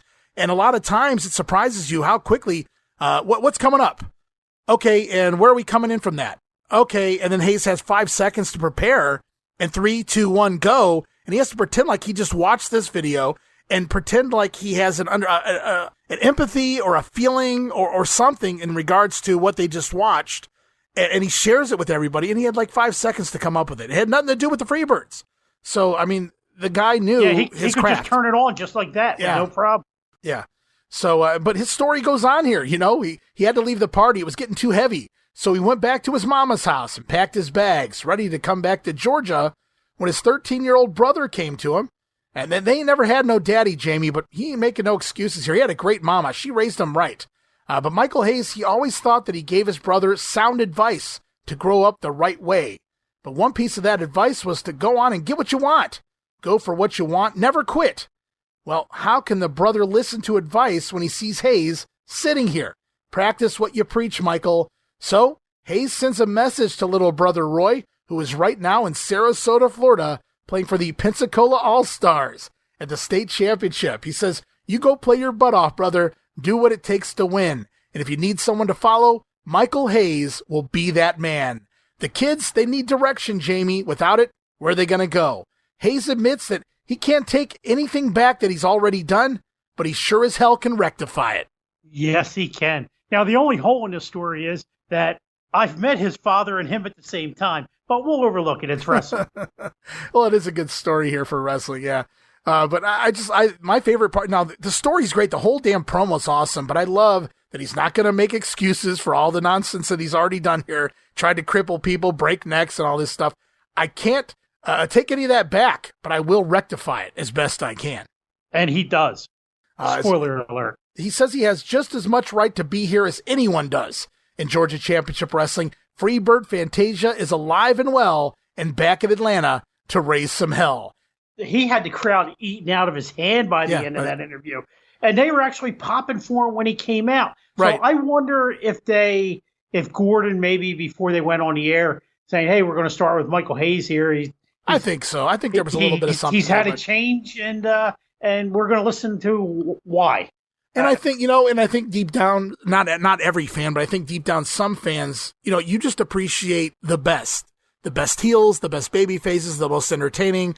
And he had been gone for a little bit, and maybe some were just happy to see him back, period. Yeah, I guess this is the 18th, so he's been gone a solid month since they dropped the tag titles. And as you said earlier when we were talking about this, you bought this hook, line, and sinker. Right here in my notes, I wrote the crowd bought this hook, line, and sinker. Master promo, I wrote, period. It doesn't really get much better than that. Yeah. Hey, Ray, why I think of it, I know we have to have a lot of talented people out there that listen to our show. Right. Maybe one of those people can come up with a drawing of Frumpy. Frumpy. Oh, okay. You want them to draw? I thought you were going to say maybe somebody knows Frumpy. Okay, that would even be better. Hey, let's get Frumpy on the show. Frumpy, let's see if we get Frumpy on the show. There you go. But if nobody knows Frumpy, maybe you can make a drawing of Frumpy and send it into Ray or I. What do you think Frumpy looks like, guys? And I'm not talking, you don't have to be an artist.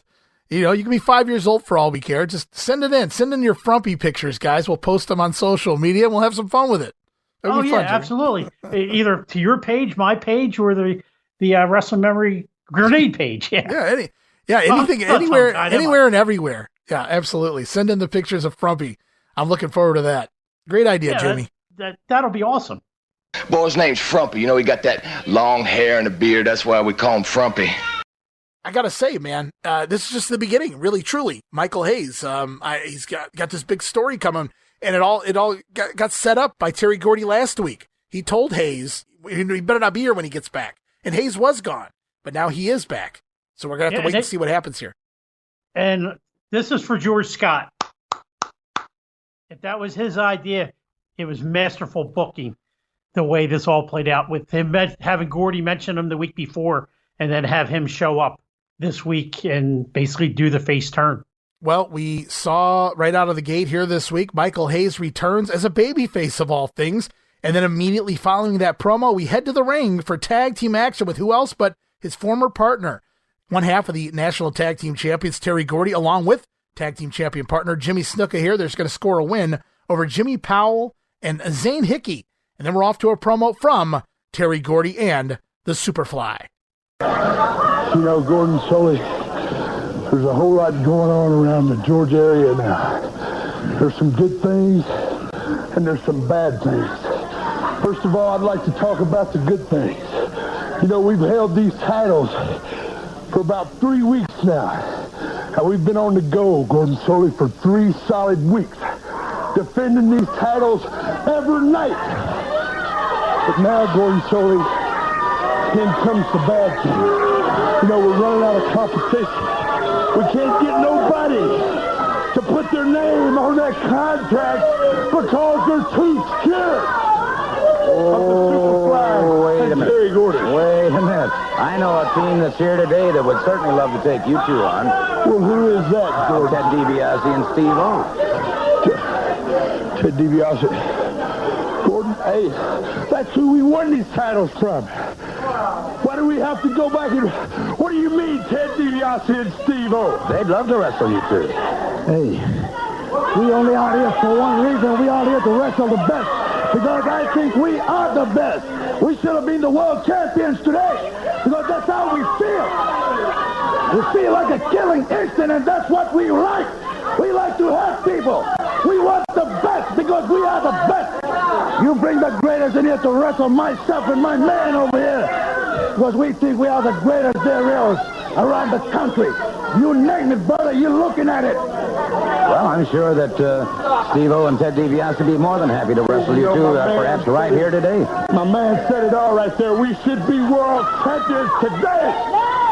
But the world champions are scared to come to Georgia and face Superfly and Gordy. So the heels here, they say that people are too scared to put their names on the contract to take on the new tag team champions. As Gordon Soley says, well, he knows a team that would love to challenge Gordy and Snuka, referencing the former champs, Dibiase and Steve-O, but Gordy says they already beat that team, Jamie, more than once at this point.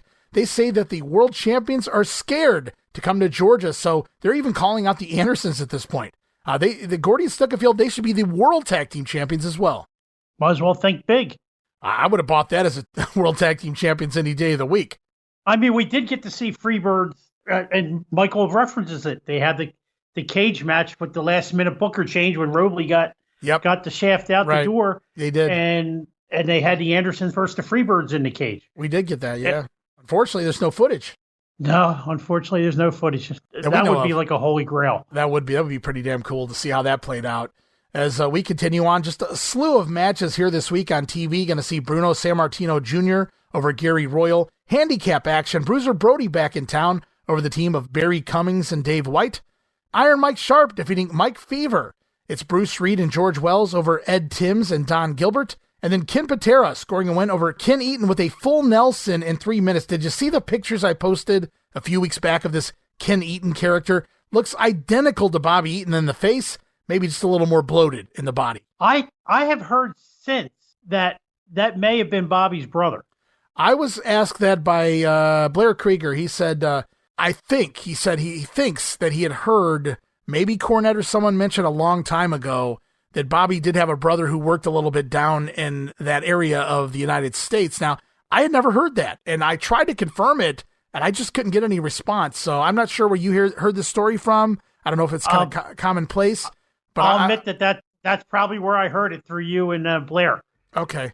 Because I just heard it recently, and that's probably where I heard it. Okay, yeah, because I had never heard that before. So I'm not going to stand on that ground. I'm not going to die on that hill that this is Bobby Eaton's brother, but if somebody told me it was, I wouldn't doubt it. I mean, they look identical in the face. Yeah, and the eyes just...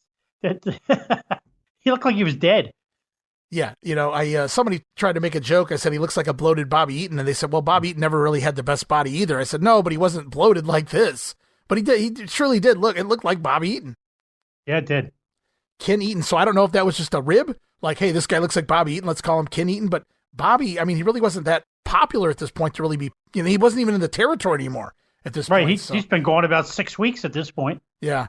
So it's just really interesting. Everybody, I encourage you to go out and watch that match on YouTube, or go look at my pictures if you scroll back through the history there on my social media.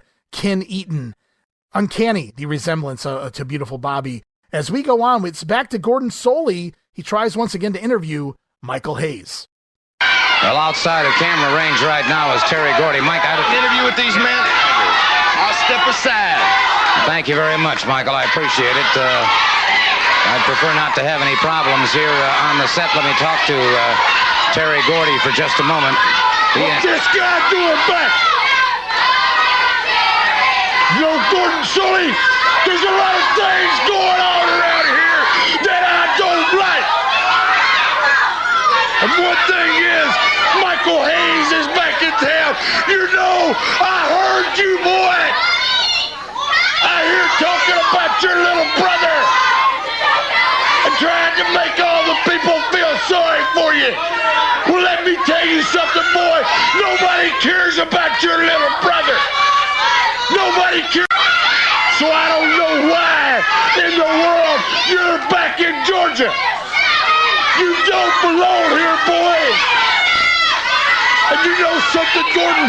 I told the boy that he better be gone when I got back. And now here he is back, Gordon Sully. Ah! I'll tell you what, let's talk about tomorrow night at the Omni here in Atlanta at 8 o'clock. You and Terry Gordy going up against a very, very powerful combination of Ted Dibiase and Tommy Wildfire Rich. You know, there's something about Tommy and Ted Dibiase. But right now, at the moment, my man is hot because of one reason. Now, I don't know what's been going on in the past, but I just finally realized something. As we seen this blonde geek coming out here and mouthing off his big mouth like a big shot. Let me tell you something, Blondie. If you ever interfere in our business, believe me. That's right, baby. And the Omni, Wildfire, and Ted Dibiase. You want some stuff? You want some of the champions? Come on and get us, baby, because we're going to tear your head off. It looked like we were going to start off with another promo from Michael Hayes. Now, Gordon said earlier he wanted to talk to Michael again. But like a true babyface, he sees Gordy and Snuka coming out, so Michael kindly sidesteps and allows the heels to take over his interview time here. And with Hayes gone, Gordy wants to know what he's doing back here. Nobody cares about Michael Hayes or his little brother. Terry warned Hayes to be gone from Georgia before he got back, and now Michael is back. Meanwhile, Jimmy Snuka just stalking around with those crazy eyes all throughout that Gordy promo. As tomorrow night at the Omni, they've got Ted Dibiase and Tommy Rich in a tag team title match. Snuka says he doesn't know what's been happening here in the past, but he doesn't like this blondie, Michael Hayes, coming out here being a big shot, brother. Well, you know that Jimmy Snuka comment, that was a shoot comment. He probably had no idea who Michael Hayes was. I got that when he said it. I don't know what's been going on here in the past, brother. I think this is an example of a great Terry Gordy interview. Oh, he's hot. He's hot. And it's a shame, but it's not a shame that the Freebirds ever reunited, because I would have loved to see what would have become of Gordy if he could have had a chance to stay a singles wrestler in the United States. In the United States, yes. His interviews were picking up. I mean, he was really good here, and the interviews for the rest of this run in Georgia are really good. But yeah, this is a nice heated promo. Got over everything. Snuka got a few lines in, and Gordy comes back to reference the tag match too, because he doesn't want to forget about that big match at the Omni either. So it's a hard selling point here from beginning to end. But what's really interesting is they sit here and they pimp out this match, the tag team title match against TNT, Ted and Tommy Rich at the Omni card. But instead, right now, we head off to the ring for the National Tag Team Champions here on TV. Terry Gordy and Jimmy Snuka taking on the former champions, Ted Dibiase and Steve-O. Remember, Gordon Sully referenced that in the first hour. He said, I know a team that would love to challenge you right here today. But it does happen. They, I guess, fighting champions or something along those lines. But it is going to be Snuka and Gordy over Dibiase and Steve-O on a disqualification. After 11 minutes, going to see Terry Gordy land a Samoan drop on Dibiase and then tag out to the Superfly. But as Snuka climbs to the top rope to deliver that big Superfly splash, Michael Hayes appears out of nowhere, shoving Snuka off the top rope, causing the disqualification. I wonder if Snuka even knew that was coming. I don't know if Snuka ever knows anything's coming. Because the way he landed, the way him and Gordy slam into each other is kind of awkward. Well, they probably told him about 15 times. I mean, you can only do it so many times. But I mean, yeah, I get what you're saying, the way the awkward bump that he took off there. Who knows? But it's kind of interesting. We see, it looks like Dibiase's in some big time trouble there. Is Snuka getting ready to deliver that big Superfly splash, perhaps? We'll never know if he was going to make it or not. Is Michael Hayes shoving him off, causing the disqualification. The babyface is going to lose here on a DQ. As post-match, Hayes going after his former brother, his former partner, Terry Gordy, and clears the ring. But again, he cost the babyfaces the championship here. So how would that have worked at the Omni had Dibiase and Steve-O went over? Would Dibiase have been on both teams? Would it have been like Dibiase in the corner, Tommy Rich and Steve-O having to go? I don't know. Would Dibiase be the referee? Like, how would that play out? If there was one worker that could have worked both sides of the ring at the same time, it would have been Ted DiBiase. Good call. Certainly enough talent there to make Speaking it of work good some way. calls, Uh-huh. if people go back and watch this match, Gordon had an excellent call on this when he mentions that after that pile driver that Steve-O is hurt and Steve-O rolls out of the ring. Yeah. And now DiBiase has to take on both men by themselves. And it's very interesting at the end of that match to see DiBiase and Hayes standing next to each other. Well, you could also see, though, the storytelling in DiBiase's mannerisms, though. He specifically, not so much Steve-O, but DiBiase looked visibly not so happy at the outcome here and Michael Hayes getting involved, because you got to remember, these were the same people that tried to take DiBiase out permanently. So he didn't just instantly forgive Michael Hayes and forget. No, you could see him watching him out of the corner of his eye, but it was just really interesting to see these two guys who basically both wanted to put each other out of wrestling. Right, yeah. And so Standing just next to because each other. Michael Hayes became a babyface, that didn't mean Ted DiBiase forgave him or trusted him. I'm sure Mr. Personality did, because he's that kind of guy. He seemed like he loves everybody. That's right. As we see Gordon Soley speaking with DiBiase and Tommy Rich after this matchup about their upcoming title. Kind of awkward, right? Teddy just loses this one, and then he goes out and cuts another promo right after that about another championship shot against the same tag team with a new partner. I don't know what to say, Rick. Well, that is George Scott. That's his Achilles heel product placement on the show. Heel, there you go. That's what I was looking for. I mean, he's doing a great job, but he really butchered this whole thing here. Yeah, DiBiase, Rich. It's just kind of funny because Teddy's pissed off in one segment, right? He just got the championship cost. You know, he almost had the tag team titles back in his hand, and then it turned around the very next segment. Well, that's okay because he didn't say that, but I mean, I'm having fun with it here. But in syndication, they're not going to see this interview. Probably not. Sure. For those that don't have cable television. Fortunately, I had cable television and could watch TBS by this point. Well, I was like 1 or 2, so I wouldn't have remembered this anyway, but it would have aired. Well, they weren't in Cleveland yet at the time, I was going to say, but when it did come to Channel 61, we did get the syndicated version there.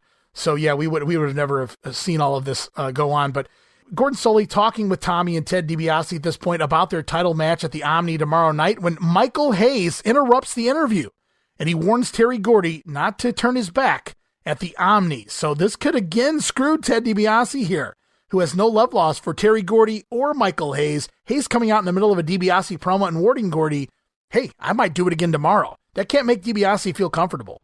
No, and with the DiBiase, they could have had a nice triangle feud out of this. Oh, yeah, certainly. If they were that intricate back in those days, specifically, certain bookers. I can see Watts trying to do something like that. Oh, yeah, absolutely.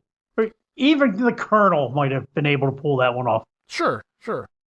As we continue on with the show, going to lull it down a little bit here because it's such a hot angle, big match, and then a hot angle at the end of that thing. So it's back to the ring for more tag team action. Going to see Brian St. John and Jim Duggan. They've been teaming up a lot lately. Team. They've been teaming up a whole lot. We talked about that, I think, last time, too. Yeah, they could have been regional tag champs somewhere. I would have bought it. Certainly the contrast, I'm not calling them the Hart Foundation by any means, but you got the big guy and you got the more technical wrestler type guy there. I think it would have worked out, like you said, in a regional capacity. So it's another another win here on TV. I mean, they're getting TV time. Duggan and St. John over the team of Lewis Haney and longtime veteran Abe Jacobs. Got to be a George Scott favorite. Yeah. I'd like to see Abe around. Honest Abe Jacobs there. Doing a job for Brian St. John and Jim Duggan. More action here. Going to see Wildfire Tommy Rich over Bobby Garrett. And then it's off to a VTR coming to you from Championship Wrestling from Florida in the Sportatorium. It's the NWA World Heavyweight Champion, the traveling champion, the American Dream, Dusty Rhodes. I had a chance to catch Dusty Rhodes in the middle of a workout, And, of course, he's the NWA World Heavyweight Champion. I wanted to take a couple of moments to talk to him about the fact that since winning the title, he has obviously had to pick up Harley Race's commitments and to travel all over. And, boy, you have been traveling. Well, Gordon, it's travel, you know, it's something Dusty Rhodes really digs, you know, I like it, you know, because as a kid growing up, I never believed, as everybody knows, that I would ever be traveling anywhere but Austin, Texas. You know yourself, Gordon, the great commentator that you are, nationwide known, Gordon, solely recognized all over the world, the number one wrestler, the number one sports commentator in the world, is now with Dusty Rhodes on most of his interviews, who is a new, and not new anymore. I mean, the week went by and they said, well, Dusty Rhodes, after a week, he's going to lose the title. Somebody else going to have it. But now we made all eyes out. I'm in Dusty Rhodes, still World Heavyweight Champion. The Harley Race is home for the summer. Dusty Rhodes traveling throughout the country. I just come back from Aruba and Curacao and Caracas, Venezuela, and Bayfront Center, Columbus, Georgia, and Columbus, Ohio, and there's a lot of great athletes out there. Bruiser Brody and Ken Patera. I don't know how great people they are, but they're all great athletes. And Dusty Rhodes and Tommy Riches and the Funks and the Ric Flairs. There's a lot of people after this thing that I got, and it makes it real interesting knowing that I got something they want, you know. Before they wanted my hide, you know, and they never could get it all, but they took some skins off of it, as you know. And I had ladies kiss it back and make it well, because that's what it's all about. You know, because ladies love outlaws, you know that. So Dusty Rhodes is the World Heavyweight Champion, Gordon, and traveling is part of it. But as long as I can get on a Learjet or a limousine and in the air condition, as long as I can keep working out like I am now, I've lost 15 pounds, you know, and you just see the people that get sick. But I just went through a grueling workout here with one of the greatest wrestlers in the world, one of the greatest amateurs in the world, and Mr. Dan Gable and myself were just working out, and I got a few tricks up my sleeve. So Dusty talking about defending the title everywhere, Jamie, from Aruba to Venezuela, as he name drops many of the stars throughout the territories, from Harley Race to Ric Flair. He says he's been wrestling so much that he's lost 15 pounds. Is that 15 pounds of gold that he's foreshadowing? I'm not really sure. Dusty looks stealth there. Yeah, you keep telling yourself that. Is the American Dream, though. I don't know about Venezuela or Aruba, but he has been making the rounds here in Georgia. I'll tell you what, though, during this interview, he actually must have just got done working out, because there was a lot of a lot of breathing between words for Dust in this interview. He might have, he may have just had a match there. I mean, they were at the Sportatorium. He may have worked the squash, or maybe even had a competitive match. Very possible. As we go on, we get our final promo here this week on Regional Wrestling. We're off to another VTR from Bruiser Brody talking about that upcoming Texas street fight with Blackjack Mulligan. It's Bruiser Brody 2, Mulligan 0. Tell him. That's 2 times in a row for you, Cowboy Mulligan. That's 2 times in a row, Mulligan. Let me tell you something. I don't care if it's 15 times. I'm going to beat you. And you may think you're real smart. I'm not afraid to put my name on no Texas street fight with you or no other man. But remember something, Mulligan. I may not know how to wrestle, and I may stink, and I may look bad, just like everybody says. But when it's over, you'll know that I know how to fight. I'm going to cram your big fat face inside this garbage can. And I ain't going to do it with no headlock. Anything goes. Cry when you want to cry to that referee. I don't mind you hitting me with a table. I don't mind.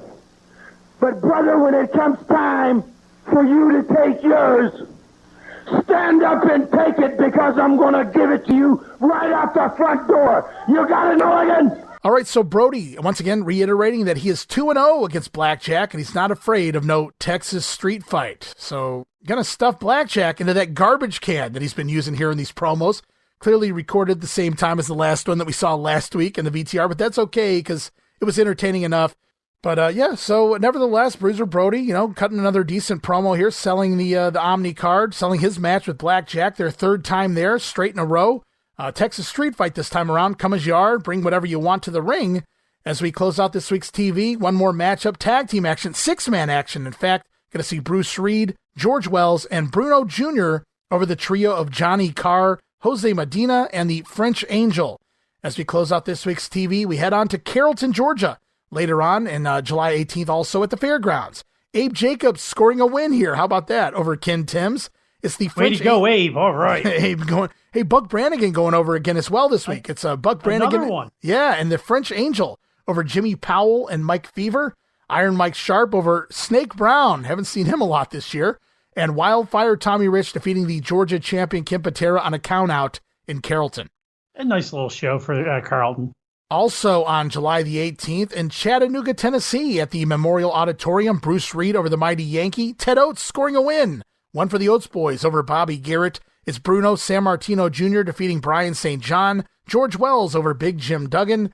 And Ted Dibiase once again teaming with Steve-O over the Georgia Tag Team Champions Jimmy Snuka and Terry Gordy on a disqualification. So they pick up a win, but they do not get the titles.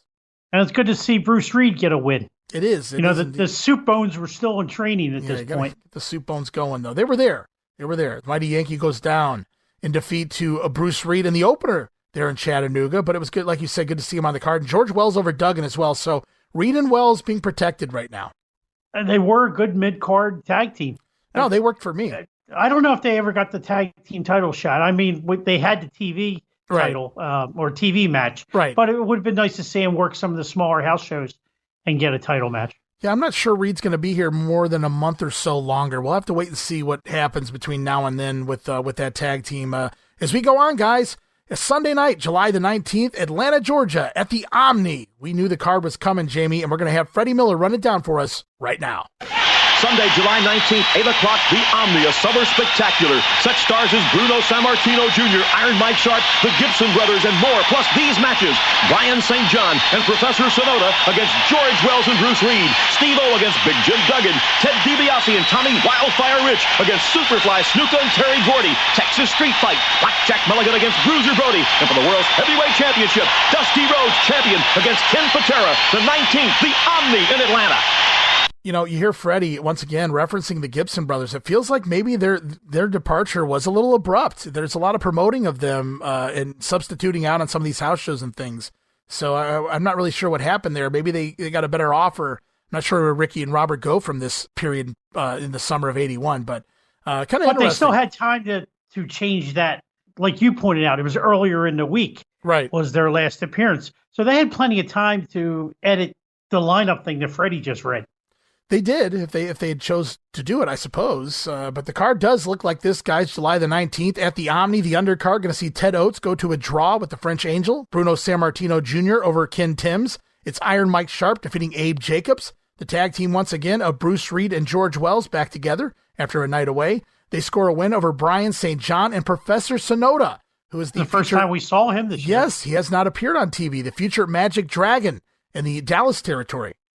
He never excited me, so he just liked to run in circles like Kabuki, but Kabuki was better. Yeah, well, you know the story about Sonoda replacing Kabuki when they would do Kabuki in two different territories or two different cities. He would work the Kabuki gimmick. Yeah, unfortunately, the sad story of Sonoda is his passing was he was going on a honeymoon somewhere. I can't remember what country it was, and it was supposed to be Kabuki going there to work as Kabuki. But he sent Sonoda, I believe the story goes, with his wife for their honeymoon. They were going to use it as a honeymoon while they went and worked the show, and the plane crashes. And I had not heard that one. Yeah, so kind of unfortunate. Yeah. Also on the card here, kind of interesting. Brian St. John teaming with Sonoda. What an odd pairing because Duggan's on the card too. It's Steve-O defeating Big Jim Duggan, but maybe they wanted to give Steve a real credible opponent here. Yeah, and they should have built it as a national title match, but they didn't. You know, and that's another thing I wanted to touch on when I went back and watched some things. Last episode we did together, and I try to be as accurate as possible, even little things. I said that it was Steve-O versus Angelo Mosca, the last Omni card for the national title, but if you go back and listen to Freddie Miller run down the card, he does not mention the championship, and it's not listed on the screen when you look at the rundown. So it's like Steve-O's the champion, but there's really no title defenses right now. Yeah, the only real mention since they won the tag team titles was that one show, the one we just watched against Gordy and Snuka. They mentioned that Gordon mentions that Steve-O is the national heavyweight champion. It's not the only time you heard it since they won the tag team titles. So I wonder if they were thinking about phasing the national title out at that point. Yeah, that's a good call. I'm not really sure what they were doing with it. I like the way the belt looked. It's just it's odd that you wouldn't try to utilize something that you have right in front of you. But yeah, it's a different bookers do different things. Yeah, I mean they pushed that belt heavy earlier in the year between the Mongolian Stomper and then Steve-O winning the belt. But once Steve-O goes to Japan, it really became a minor, not even a secondary belt.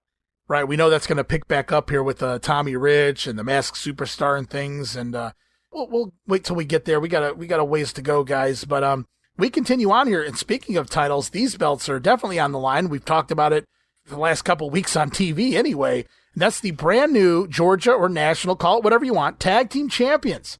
Terry Gordy and Jimmy Snuka defending the titles here tonight against the new TNT, Ted DiBiase and Tommy Rich. And it is Rich and DiBiase apparently scoring a win over Gordy and Snuka here by pinfall. We see the footage on the following week's TV. I'll let you guys know what happens now so you can kind of get an idea of what's going on here. I wrote, was it a title change, Jamie? Because the finish sees the referee take a bump. The ref goes down, so Michael Hayes, of all people, slides in to make the 1, 2, 3.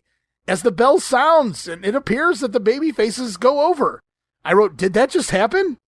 And I won't leave everyone in suspense until the next episode here in a few weeks of regional wrestling in Georgia. The heels protest the finish here to the NWA board, whatever you want to call it, and the titles are returned to Gordy and Snuka on the next episode of TV. But what a wild finish. You leave the Omni that night thinking that you may have seen new tag team champions.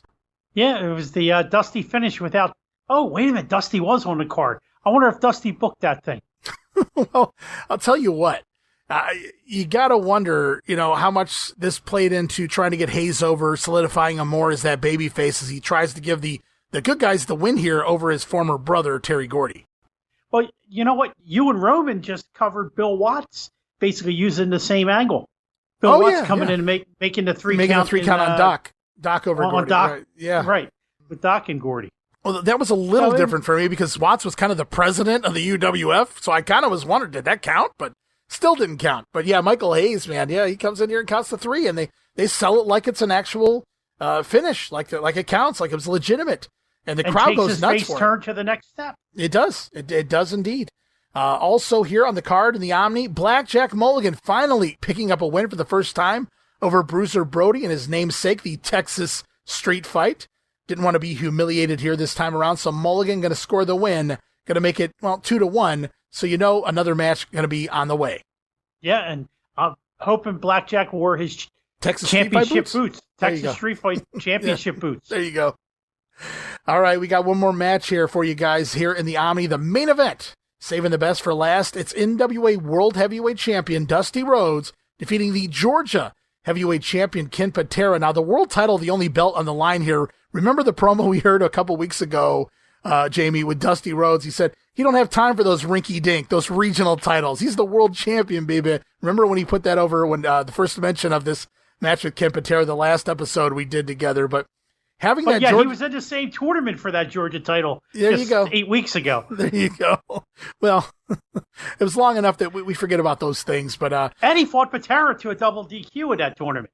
Yeah, he did work Patera in that tourney. Now that you mention it, but having that Georgia title, it really gave Patera credibility as a number 1 contender here. So they didn't really need a backstory, a feud. Kenny's always really around that main event, area anyway, but being the Georgia champion, you really didn't have to argue. Why is he, getting a title shot here? Well, he's the number 1 contender. He's the champion. It's better than Dusty Rhodes and Steve-O. I'll give you that. What's interesting, though, is unless I just missed it in the results here, there was no Ken Patera on the TBS show the day before to pump this up. Yeah, I didn't really see anything in the notes. And even Dusty's interview wasn't centered around Ken There Patera. may have been a promo. I can't say that there wasn't, but he was. Oh, that's right. He was on the show. My bad. He was on the show. Yeah, with Bob Eaton's supposed brother. Right, that's right. We covered that. But still, at least the versions I've seen of this, I didn't see a Ken Patera interview. No, I didn't. It just jumps out at me now. Doesn't mean they didn't have one, but right. At least the version I saw. No, absolutely, yeah. Think they would have made a bigger deal about it, and that would have been something that whoever made the copies originally would have saved the Ken Patera interview, taking on Dusty Rhodes, because it's that rare of an occurrence. Right. No, I totally agree with you. I can't say one way or the other if there was a promo there, but Kenny was on the show, so you have to think there probably was, hopefully, you would think, a day before the Omni card, you'd be a fool not to try to promote your main event world title match. Yeah, very true. But it is Dusty going over, retaining the title over Ken Patera. Now, Patera obviously retaining the Georgia title. It wasn't on the line here, but he does do the job. No shame in that to the world heavyweight champion, the American Dream. Dusty Rhodes continues to reign supreme for now as the world champ. The legend lives on, baby. It does indeed. And regional wrestling going to live on, Jamie, as we close up another 2 weeks of Georgia here in 1981, getting close to the end of July as, big things happening. Michael Hayes back in town, as you know, better than anybody, and Terry Gordy could be in some trouble. He very well could be. And another small detail about that Michael Hayes interview. When did we ever see Michael Hayes come out in white? Yeah. And even in the Omni, when he makes the 3 count, he's dressed in white. Yeah, he's got the old cowboy mentality, right? The white hat. He's the good guy.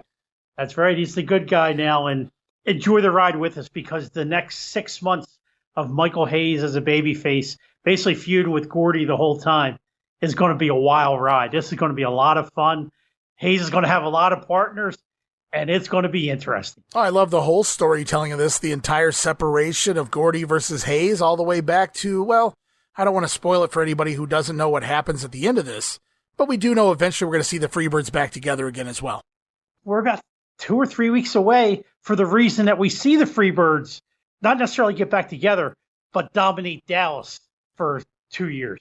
Right. Yeah, we got a lot of great things coming, and I'm looking forward to it. We're really getting into some good stuff here right now. The roster is loaded from top to bottom, and some good storylines coming in. We're just another month or so off from Ole Anderson back as the booker, and that it can only mean things will even pick up even bigger from there, as Ole really had a good pulse on booking the territories back around this time period. Yeah, it's a shame things ended the way it did for Ole, because he was hot here for over close to 2 years before the wheels started falling off slowly. Right, yeah. But that's going to wrap it up here this week, Jamie. Another couple weeks of Georgia in the books, and I'm sure we'll try to knock out another couple next time around, depending on, what we have to work with. We try to at least get 1 weekend. Usually we can knock out 2. We'll see what happens every time we come back. It's more great action as George Scott continues to book the summer of 81 here for Georgia Championship Wrestling. Yeah, it slowed down there for a week or two, but George is definitely picking it up right now. All right, Jamie, as we get ready to wrap things up here this week, if you got anybody you want to send a shout out to, please feel free to do so. Yeah, I want to give a shout out to my boys over at the Other Ship podcast, Michael Herrick, Drew Samuels, William Merriweather, and Chris Spiker. The Other Ship. It's not your normal wrestling podcast. Yes, they talk a lot of wrestling, but they also talk a lot of other stuff. This past week, they had a couple guests on, and they talked about the comedian Tim Wilson, who I'm not familiar with, but evidently he was a Southern comedian that was really funny, and they spent the whole show talking about him. A couple weeks ago, they talked about rap music and comic books. They recently had with Ben James, who's a major baseball card collector and other memorabilia. He was on and did a show. So the Other Ship tackles all kind of stuff. So if you get a chance, please check those guys out. It's a hodgepodge conversation of a bunch of guys having a lot of fun. Yep, and I'll be back on with them toward the end of March when we preview WrestleMania 40 in my hometown, Philadelphia, PA. And speaking of WrestleManias, Jamie, you're going to be appearing very soon, or maybe by now people have already heard you, on the Wrestling Memory Grenade as part of the WrestleMania 4 review episodes, because Jammie Ward was actually at WrestleMania 4 in Atlantic City, New Jersey, and I had to get his firsthand experiences and input. And that was a blast recording that, right? I had a good time talking WWF for a change. It's good to have a little change up there. It's good to get some feedback from somebody every once in a while on a show that big, that magnitude, and you were actually there, so got some insight, as to, what was going on inside the building. So that was a fun time. You guys go check that out over on the Wrestling Memory Grenade show, WrestleMania 4 review, parts 1 and part 2 should be going up shortly, if not already by this point in time, guys. Check those out. And Jamie, time to wrap things up here this week. I want to thank you again for being a part of Regional Wrestling. As I always say, my honor, Ray, and anytime you need me, just call. All right, guys, it's going to wrap us up here this week. I want to thank Jammie Ward once again for his kind service on the show. And we'll be back soon with even more Georgia 81, more UWF 86, and Memphis 85 right around the corner. And of course, as always, I am your host, Ray Russell. You can follow me on X at RASSLIN Grenade. Also follow and like me, Facebook.com/Rasslin Grenade. And we'll be back soon with more regional wrestling, where we talk the territories.